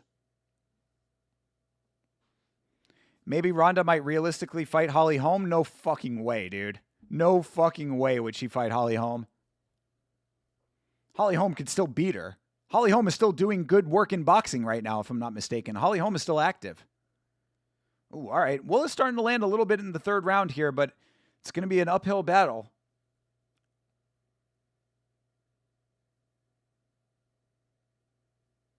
Yeah, see, even commentary is saying that Willis needs to turn it up. Who got the first round? The first round was the closest round so far. I would say maybe the first round could go either way, but I think that Petchnang is taking all of these rounds so far personally. I like Willis, but I think he's just a step behind in this fight. Better connections coming from Petchnang.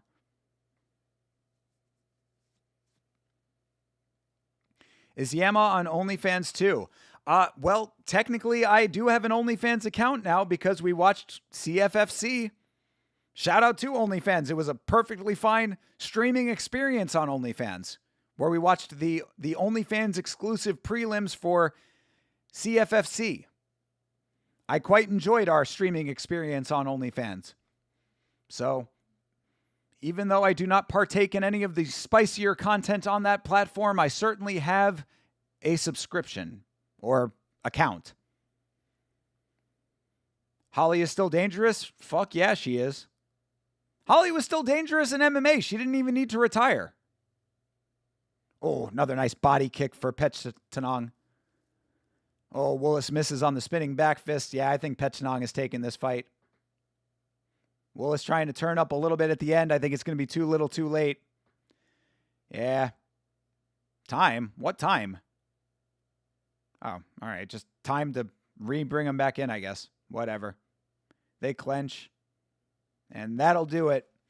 Yeah, I think that it was a little bit too little too late for Mr. Ben Willis over here. I think that Petchnang took that fight pretty decisively. Sad to say. Sorry, Incognito. Still awesome that you made his kit, though. And looking forward to DMing with you. Maybe some custom Yama attire in our future.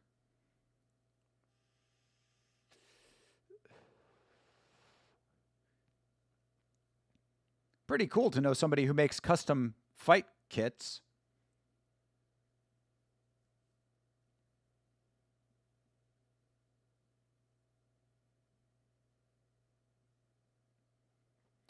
All right, we will find out what these judges have to say in mere moments here. But I think it's going to go to the man from Thailand. Oops, pardon me.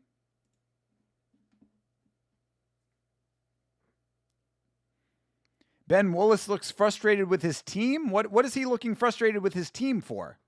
He was the one in the fight at the end of the day. Feeling he didn't get good enough coaching? All right. Dom Lau about to announce this thing. Let's see who won it. And then, of course, after that, we have our main event.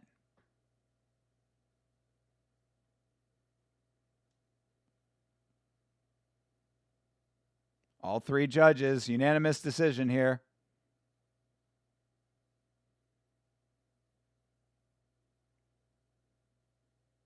Yeah. Yeah, Petchnang does get the job done. Petchnang is your winner. I still think that Holly Holm kind of got robbed against Ketlin Vieira. I'm okay with that assessment. Yeah, I'm okay with that.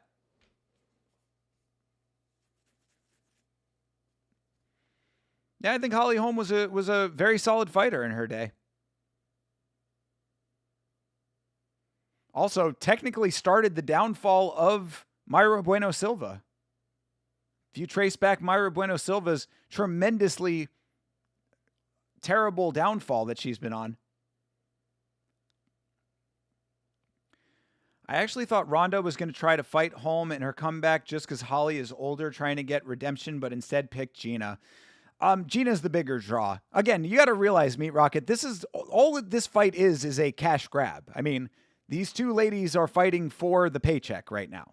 This is not for legacy. This is not for, all of the things that Ronda's trying to sell. Oh, this is for the good of MMA and all that. Give me a break. This is all for the paycheck, which is fine. Again, I'm not angry about that. I'm just saying we got to acknowledge what it is. So if you're going for the paycheck, go for the big pay. Holly Holm there's no way near Holly Holm. There is no way that Holly Holm would draw anywhere near the amount of eyes or money that Gina Carano would draw. Gina Carano is someone who has mystique. She is a pioneer of the sport. She is known for being a pioneer of the sport. She is the bigger draw for a money fight. Holly Holm goated for KOing Ronda. One of my favorite knockouts of all time. Did I ever tell you the story? I probably have told this story before. When that fight took place, I was actually in Tampa Bay, Florida, and I had just watched a hockey game. I watched the Florida Panthers play the Tampa Bay Lightning.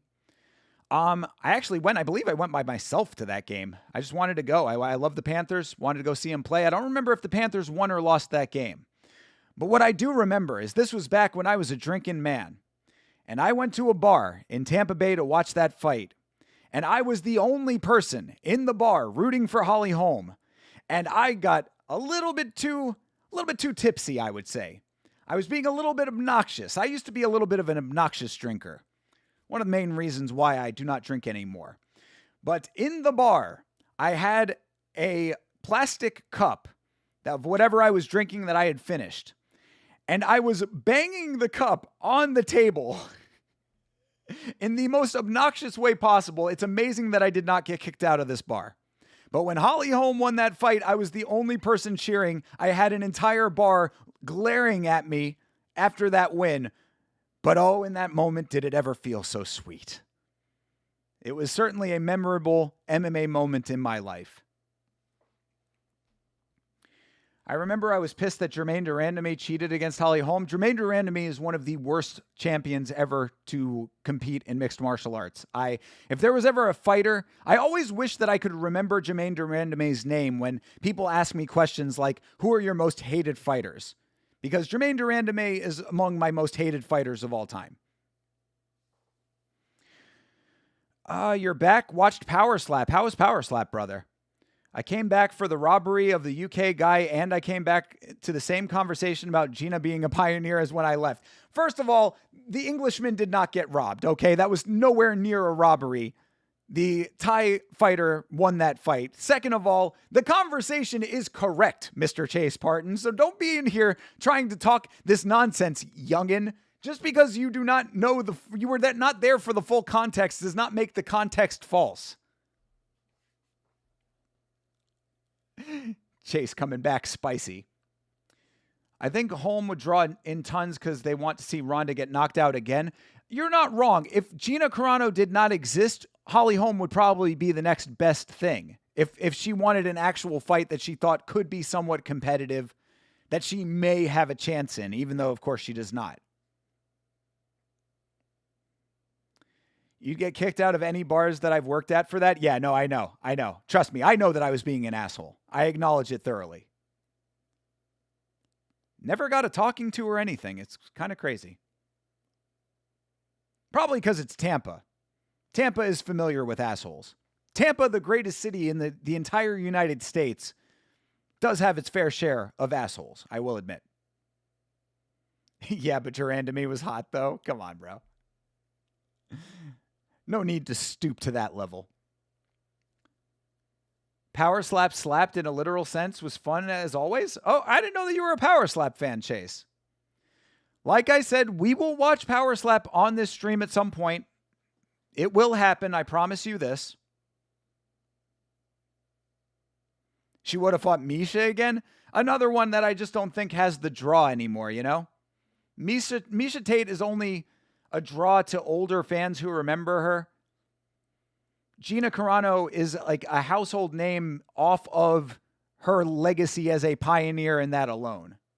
Which, to Chase's credit, to his point, she only fought 8 times pro. So it is kind of crazy that she has that status, but she has that status nonetheless. I cannot get over the sheer idiocy of Power Slap. I agree. I certainly agree. But it is a combat sport. People want to watch it, so watch it we will. One of these days, I do promise, we will watch it. I don't know how it's getting sanctioned to this day. Mutual combat, I suppose. Yama, do you think UFC 217 is still the best UFC event? Because it's still so memorable to me. And the first time I saw Paulo Costa fight against Johnny Hendricks. UFC 217 is certainly a classic. We did a rewatch of it not too long ago. It definitely holds up. It definitely holds up. Great event. I don't think that it is better than UFC 300, though.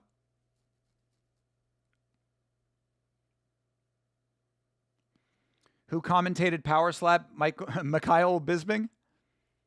Yeah, I don't know. These are all questions for one Chase Parton. Shout out to Chase Parton with the greatest framed picture of all time. Myself, Chase, our heads superimposed upon Muay Thai fighters with our respective logos. A picture for the ages. A legendary Photoshop. Shout out to Nav for making that happen. Shout out to Chase for having it framed. All right, we are getting ready for our main event of the evening, ladies and gentlemen.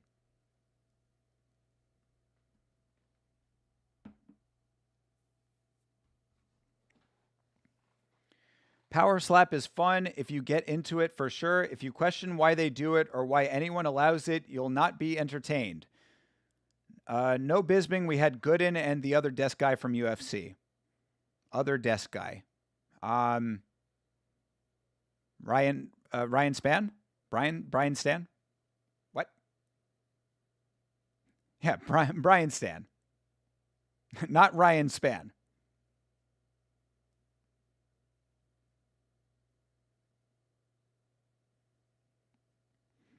Yeah, I mean, I just don't care for Power Slap as a combat mechanism. You know what I mean?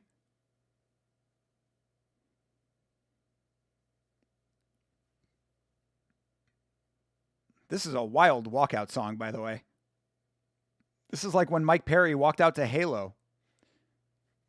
Crazy work to choose the third one event today over the legendary Power Slap 20. Oh, Bleeding Edge. You know what? I will make you this promise. How about this? Next time that the choice is between one championship and Power Slap, we will choose Power Slap. How about that? Asianish desk guy, he's not a UFC alum. Justin Bernard? The ring announcer?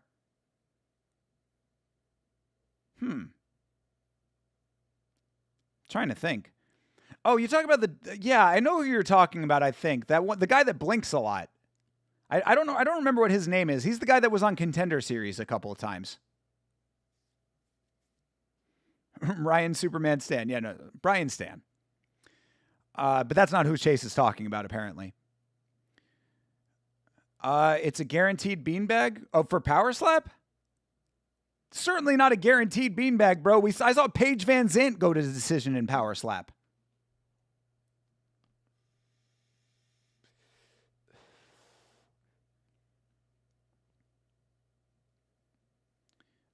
Didn't they choose the wrong song for Mike Perry? He chose the Halo theme. Yes, that is the story with that. Not the ring. Yeah, the younger guy. Yeah, the blinker. I think that's who it is, but I forget what his name is. I know who you're talking about, though. Kind of he usually has like short brown hair. He's kind of tall and lanky with kind of a pointy nose. I know who you're talking about. All right, our Chinese king, Tang, is making his way to the ring. He is going up against Shamil Gasanov in the main event of the evening at One Championship, One Fight Night 43. Are there any robbery decisions in Power Slap? Yes, actually, there absolutely is. And I know this to be true because back when I was in Chase's Discord still, they were talking about, apparently there is a no flinching rule in Power Slap. And Apparently somebody exploited that in some way and ended up winning off of a decision, I believe. I think that was the story. What upcoming fight do you think will be the next big upset? Hard to say, bro. I mean, Arnold Allen could upset Melky Costa. That'd be a pretty big upset, I would think. Aside from that, I mean, hard to say. Maybe Merab in the rematch. I think that maybe that would be somewhat of an upset, but maybe not because Merab was a pretty solid champion. I don't know. What do you think? Let me know what you think. I'm always bad at predicting upsets. I'm bad at predicting fights, period. You know this.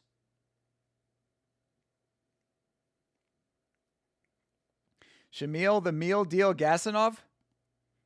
Out here stealing nicknames like the baby shark. Dana and Hunter were there. Taylor Lewitt, don't know who that is. O'Day Osborne, okay. Merab, and maybe that's all I noticed. I mean, that's still pretty decent. You know? They probably bring in a lot of known fighters to make it more exciting for people watching at home. They got to bring viewers in somehow, I guess. I guess all of those fighters, you know, tweet about it and put out reels and stuff, so helps bring eyes in. I saw a huge robbery today. The fighter got a knockdown in the last round. Herzog literally held him up from falling, sent it to sudden death, and the other guy won by knockout. Damn, so there you go. Chase Parton giving you the case study right there.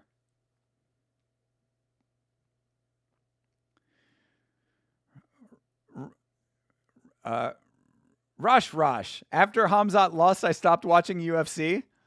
Well, I'm sorry that that's the case, my guy. Given your name and that statement, I may be able to guess where in the world you are from, perhaps. But there are plenty of other fighters from the region, including one fighting in the main event of one championship right now. Shamil the Cobra Gasanov.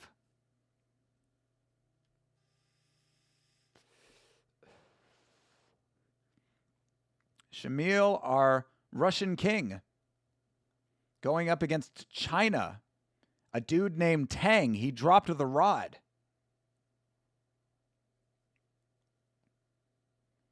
He is the champion right now. God, look at those fucking abs. This dude's abs are defined as fuck. There were some nasty knockouts tonight. I mean, bro, enjoy it. I don't know, like, I always love this. Everybody who watches Power Slap feels like they have to be an advocate for Power Slap. I'm not saying don't enjoy it.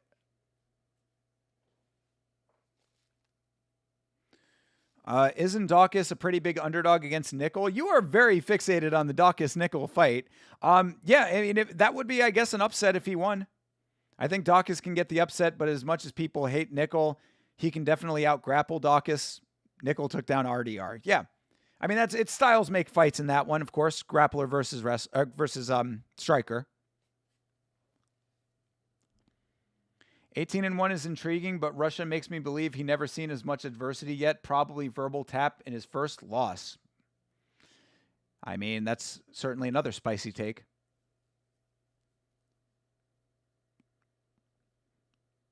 All right. Main event is underway. There you go. Main event has begun. Tang versus Gasanov.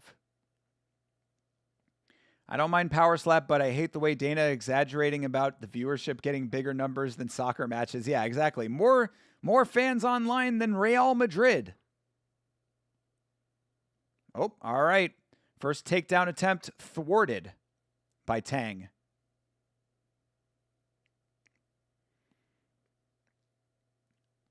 The flinching rule is 2 for flinching. True. Thinker Power Slap is freaking sick. You have to watch it. It will change your life. I've seen it before. I have seen Power Slap. We just haven't watched it on stream yet, but we're going to watch it on stream. God. All right, next Power Slap. We'll do it. Jesus Christ. If it'll shut you guys up. All of these Power Slap super fans in the chat. Let me know when the next Power Slap is. We'll put it on the schedule. Did they announce when Power Slap 21 is going on? One-way ticket to Ground Town. Nice knee for Tang. Tang holding his own so far in this fight.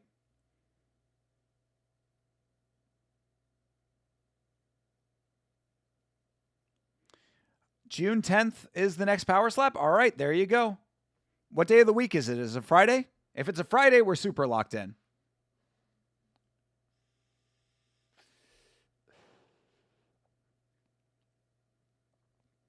By popular demand.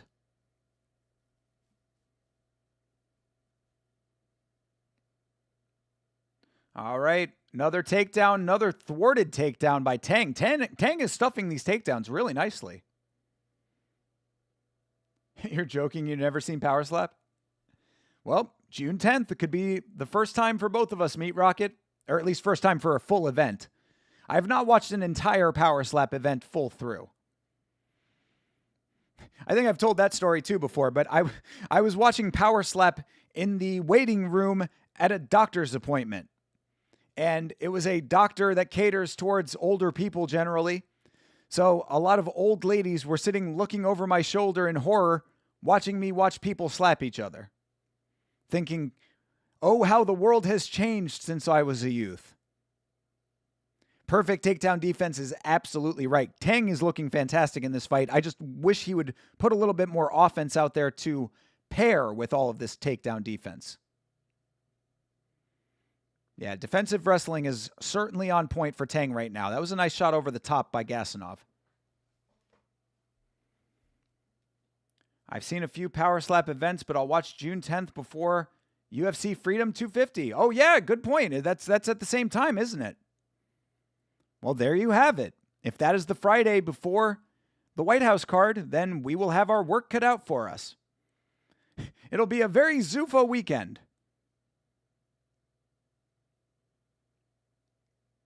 Oh, July 10th. Damn, Chase Parton with the inaccurate information. Come on, Chase, you got to be a better producer than that, brother.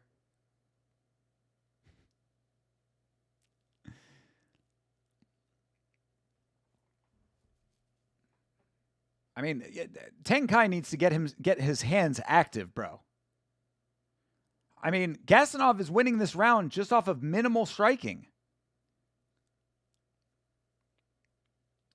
Dawkins debuted in the UFC around the same time I started watching UFC, so that's why I want him to win so bad and why I'm so interested in that fight. All right, fair enough, John.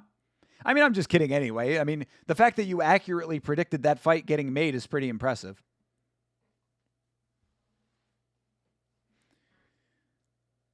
The only Power Slap I've ever seen is the commercials they show during UFC events. True. Probably better for your mental health, but obviously all of the people that love Power Slap in the chat would say otherwise. Crowd goes mild for all of the takedown defense. Yes, he needs to strike as well, though. Of course, this is a 5-round fight. He's got plenty of time after this. Chase, why you hype bait us like that? Yeah, exactly. I almost said July, but I didn't think they'd take a month off. It's Power Slap, brother. They ain't doing events every month. They can barely find people to do Power Slap to begin with, giving them 1,000 to show and 1,000 to win.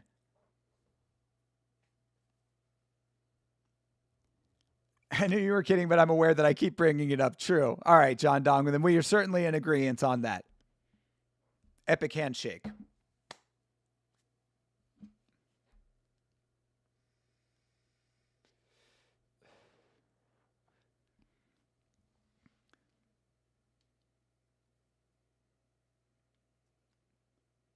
I have to say, this is an off-brand. Oh, yeah. Yovo. Yovo is the name of this off-brand Fogger pod. They didn't have the actual authentic Fogger pods. I have to say, this sour apple is actually very enjoyable. It's very smooth.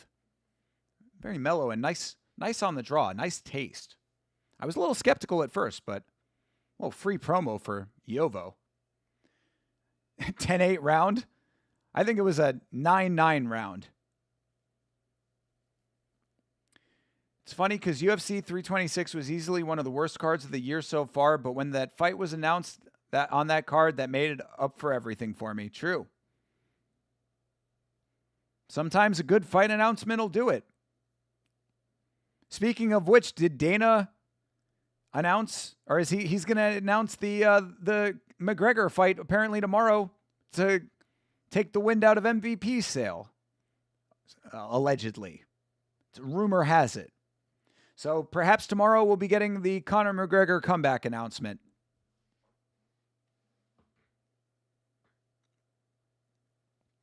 When I heard June 10th, I was like, oh, yes, during the UFC Freedom 250. Sounds hype, but I'll still watch July 10th, maybe if they announce Conor McGregor fight for UFC 329. I think it'll be 330. But, yeah, if it's July, that's fine too. Like I said, we will watch Power Slap. Ooh, nice connection for Tang. There you go. That's what you need to be doing. Tang begging him on now. Perhaps Gasanov a little discouraged with all of his ineffective takedowns. Another takedown stuffed by Tang. Oh, but Gasanov trying to keep a hold of the leg, trying to drive it through.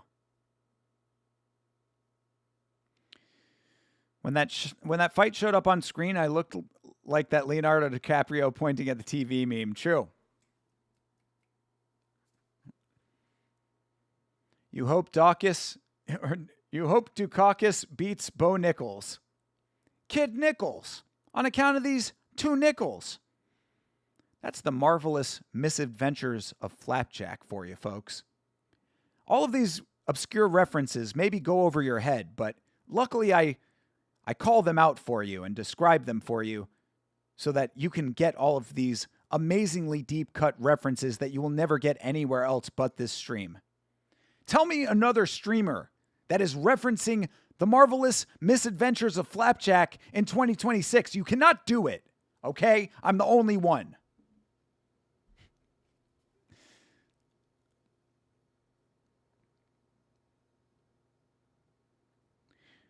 I mean, Tang has stuffed every takedown and is now starting to turn up the striking very minimally. Oh, another good connection right there. Gasanov doesn't look like he has any striking. This is a good way for Tang to win this fight. Can the champ retain?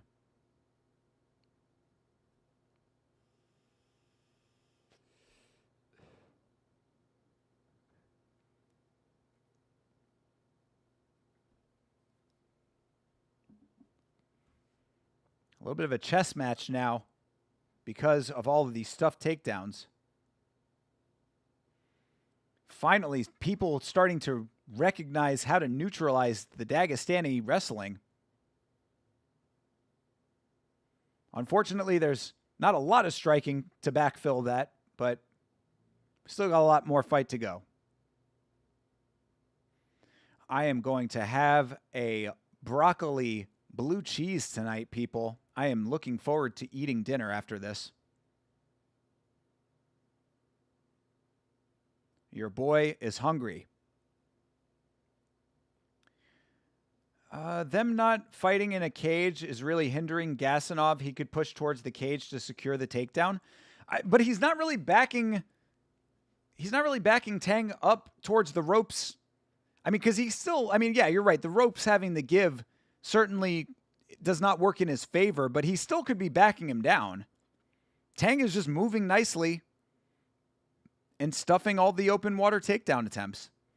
He also could be just fishing for a leg at points. Like, he's not even really just trying to clinch him up.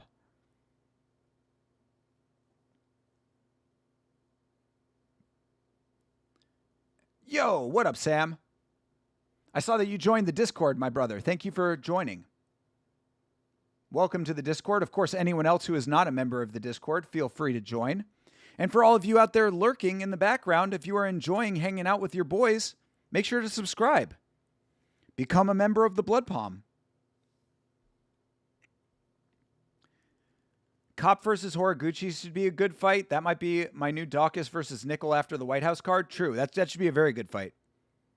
I'm hoping that Horiguchi, maybe that'll be the upset right there. I'm hoping that Horiguchi comes back and looks like $1 million Roonies.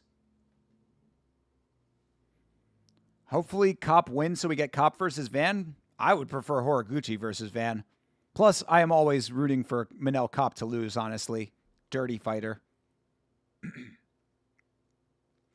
Yo, Thinker, are you going to watch UFC Macau next week at 4 a.m.? Of course I am. Absolutely. I didn't realize. Is that next week? The answer is yes, of course. I love the overnight cards. I will absolutely be watching that at 4 a.m. Possibly back again to watch whatever else that evening. We'll see if we do a double stream. We might. We'll see. See if I actually can do anything on a weekend, perhaps.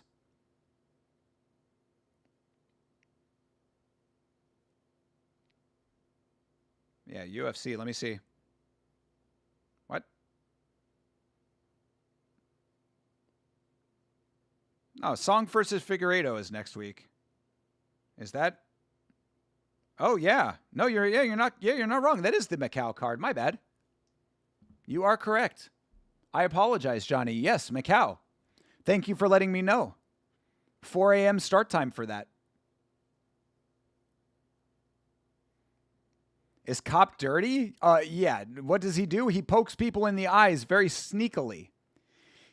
Manel Kopp patented the punch-poke move, which he used very effectively against Asu Almabayev.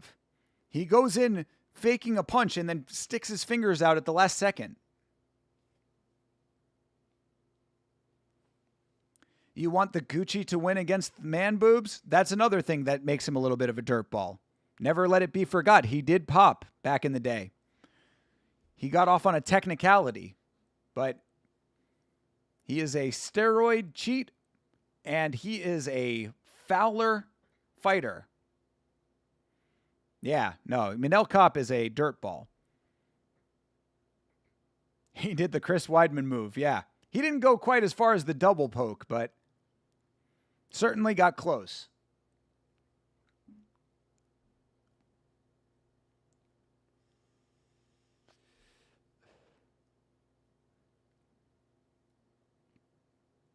Round 3 is chugging along here. It would be really nice if these guys would actually strike a little bit.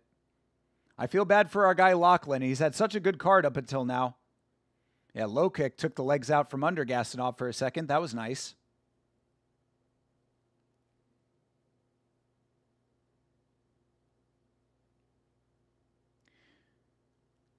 What do you think of the Mahmoud Makayev cancellation?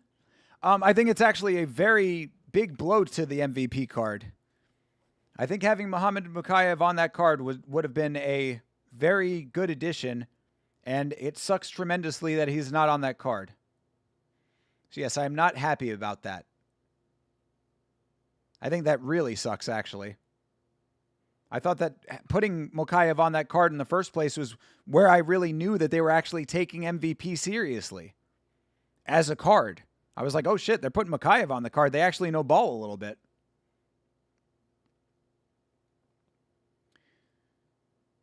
I think Pereira did ruin Bruno Ferreira because he wasn't the same after the brutal beating from Poatan. Yeah, that is very true. Yeah, Poatan changed his life for sure. He left, came back, got retired for a second time.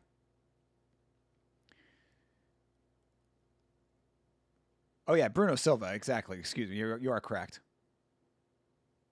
Yeah, Bruno Ferreira he got ruined off of other stuff. He got ruined off of RoboCop. Did you see Malkin get revenge on Rugrig today? Yeah, he acted like a little bit of a prick. I didn't realize that there was bad blood between the two of them, but him pulling all of that extracurricular shit after the fight, not great, but shout out to him. 3-belt champion now.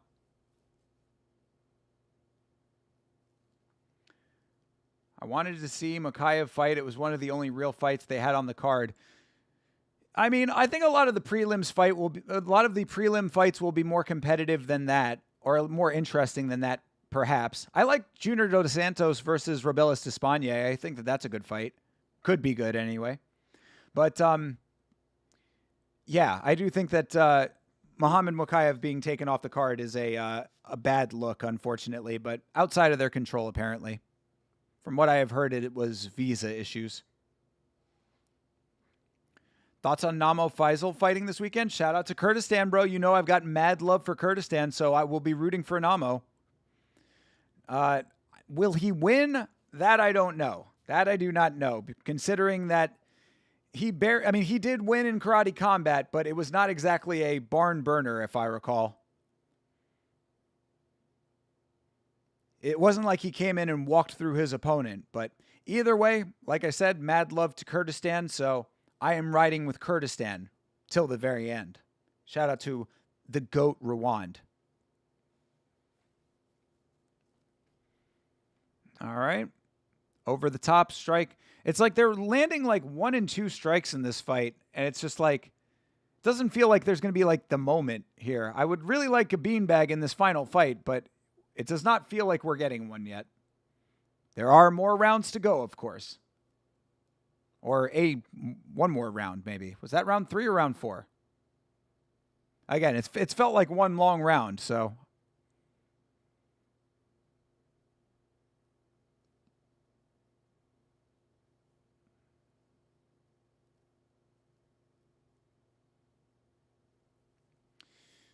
All right. Yep, those low kicks certainly doing good things for Tang, but it's just not enough hand striking.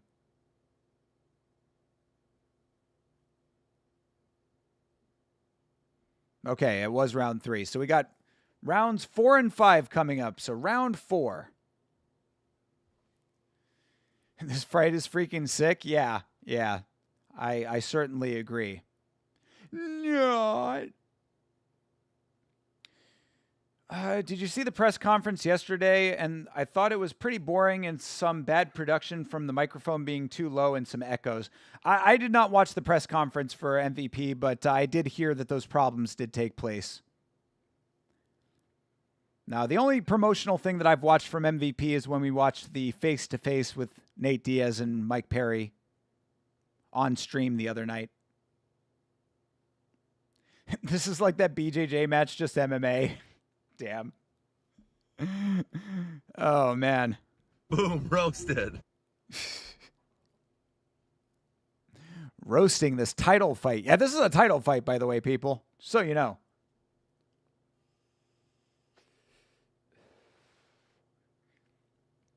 Hopefully the title fights that Lachlan is going to be watching in RWS are more entertaining than this. We got a super fight coming up in RWS that we will be rewatching on Sunday night. If you are not coming around for Muay Thai Sundays, people, you are missing out. Make sure to stop by and hang out for RWS on Sunday nights with your boy. It is always a fantastic time. Ooh, there you go. That was a solid connection for Tang, the champ. Another low kick spins Gasanov. I mean, Tang just needs to turn up the volume by like 0.5% to be walking away with this fight at this point.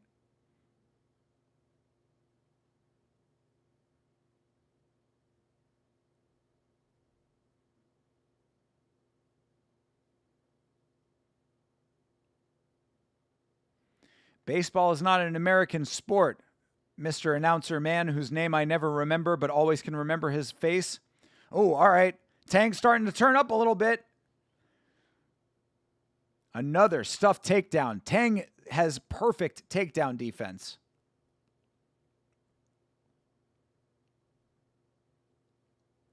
Gasanov looks just like Gadzi Rabadanov from PFL. Gadzi Rabadanov, I think I've seen that guy fight. Oh, uh-oh. Oh, wow. What a reverse for Tang. Gasanov almost had his back, and Tang pulls him over the top of his body to get top control. That was a beautiful move. That was a really nice move. And, of course, now Tang just lets him back up. We're going to keep this. Oh, leg kick TKO. Beanbag! We actually got a beanbag! Leg kick TKO for the beanbag! Oh, that boy got a beanbag! Ooh, that's a beanbag. All of those leg kicks finally caught up to Gasanov, and Tang retains the title with a leg kick knockout. That is, of course, a beanbag. Sit that man on the Chinese beanbag. Let's go. That is tremendous. That is amazing. That's crazy, man. I mean, you could see that the leg kicks were adding up, but to get the actual TKO off of the leg kicks, that is something special. Shout out to Tang, your champion still. Your champion still and still. Very nice. Also, that Fight Day shirt that his cornerman is wearing looks really dope. Lachlan did get his money's worth. You are right. I was worried there for a second because that was a slow fight. That was certainly a very slow fight. But it did finally end in a TKO beanbag. Shout out to Lachlan out there doing it big for the Blood Palm. First guy I've seen on one that could be a prospect for UFC. I mean, I think his striking is a little lacking for UFC caliber striking, but the takedown defense is certainly impressive. I would certainly be okay with seeing him make the shot, seeing him get the shot. Yeah, that sunken fight shirt that his cornerman is wearing is fucking dope. I want one.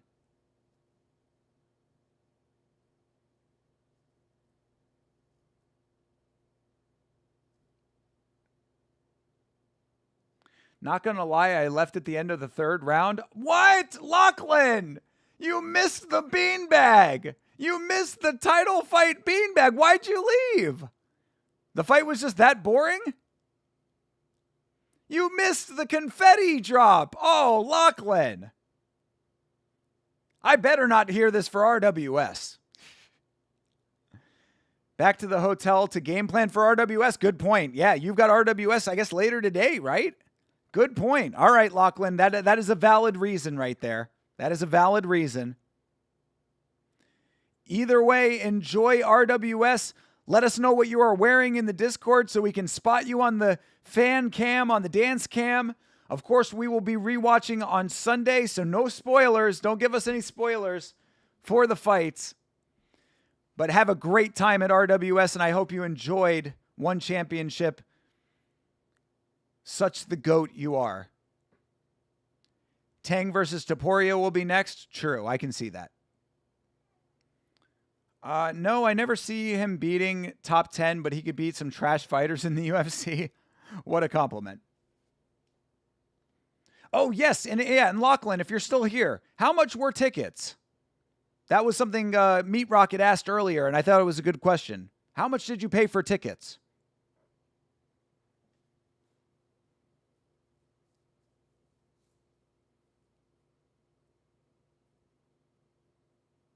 Either way, appreciate you checking in with us, Lachlan, keeping us apprised of all of your goings-on out there in the great country of Thailand.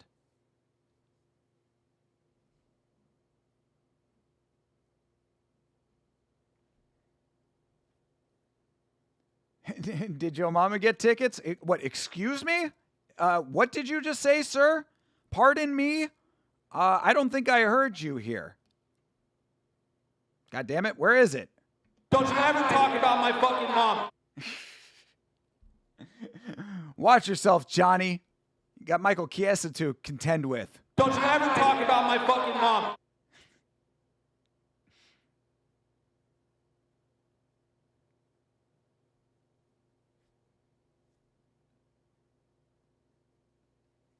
All right. So Tang worked hard and prepared in his previous fight. You got a cute little translator girl. I wonder if our cute little translator girl from Macau will be back. Who remembers cute little translator girl from Macau? Or was she in Shanghai? I don't remember. Oh, he gets a performance bonus. Hey, Meat Rocket. Tang ends up getting a performance bonus, but Adewang does not. And Ordakov doesn't either. controversy at one championship.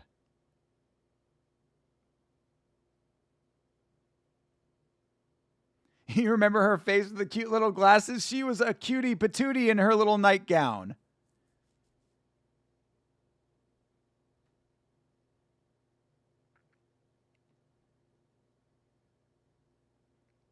We got one bonus. This is bullshit. This is legitimate bullshit. I am calling straight up bullshit on this.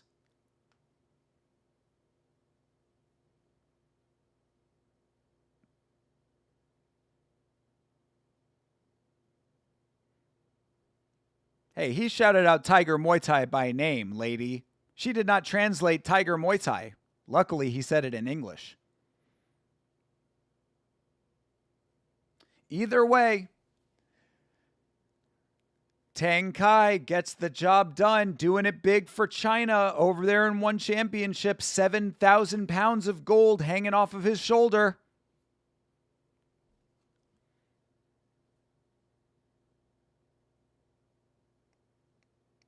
He only got the bonus because it's championship fight, I feel. It could be. It could be, but still bullshit considering that those were other bonus-worthy fights that we saw. In fact, if you really want to be real, I think that Martina Dominchek should have gotten a bonus.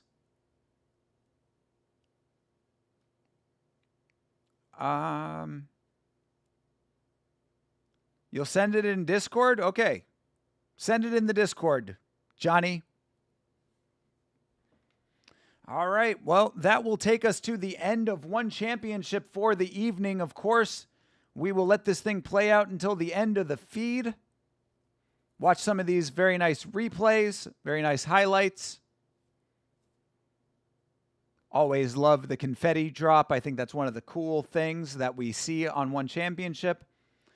Who won the poll? Jeremy, the poll will be active until noon tomorrow. 12 o'clock p.m. Eastern Standard Time tomorrow. The poll will be open.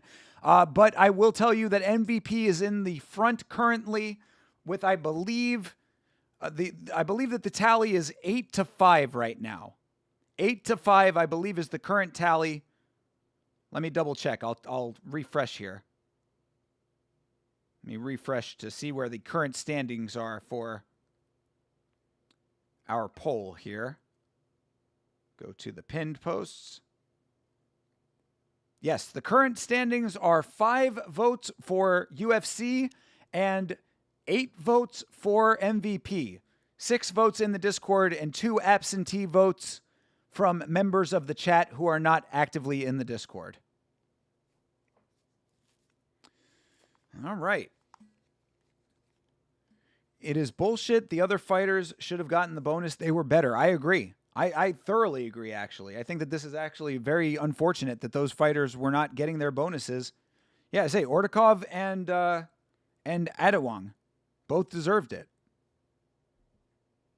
So that is unfortunate. I don't like that for those fighters in one championship, but either way, still a fun time at one. You know, I enjoy a one championship card. And that is, of course, the end of the broadcast. So we're going to wrap this thing up over here as well. Guys, as always, thank you so much for hanging out with your boy. I appreciate you guys each and every time. It means the world to me that you want to hang out and watch fights with me. Thank you so much for doing so. If you have not watched it yet, please, after this stream, go over to the Yama channel and watch the latest video about Khamzat Chimaev. Give it a like if you enjoy it. Leave a comment. It helps out in the algorithm, and I really appreciate the support on that as I try to get more videos out on a more consistent basis for you guys. Of course, tomorrow, we're going to find out whether we're watching MVP or UFC. You have until noon to get your votes in, so please do that in the Discord if you have an opinion about that. Whatever you guys choose is what we will watch, and we will be back either at 5 o'clock or 6 o'clock to watch that card. Whatever we do not watch live, we will watch as a replay on the following day at 10 o'clock a.m. Eastern Standard Time. Sunday night is Muay Thai Sundays. We're going to be watching RWS, seeing if we can spot our dude Lachlan in the crowd. Again, shout out to Lachlan for being the homie out there at One Championship today. This has been very cool, and we will hopefully see him on RWS as well. Yamashow.com for all of your merchandise needs, guys. Go ahead and go over to Yamashow.com as well. Get yourself a shirt, get yourself a hat, get yourself a sticker pack. You can get a whole bunch of stuff. Get yourself the goated Yama beanie as well. Love this thing. Great quality. That's all I got. I think I've hawked everything I got to hawk. My voice is starting to go, so I'm going to rest it up for tomorrow because we got a lot more streaming to go this weekend. I will see you in the next one, everybody. You have a great rest of your night, a great rest of your weekend, and as always, you fight on.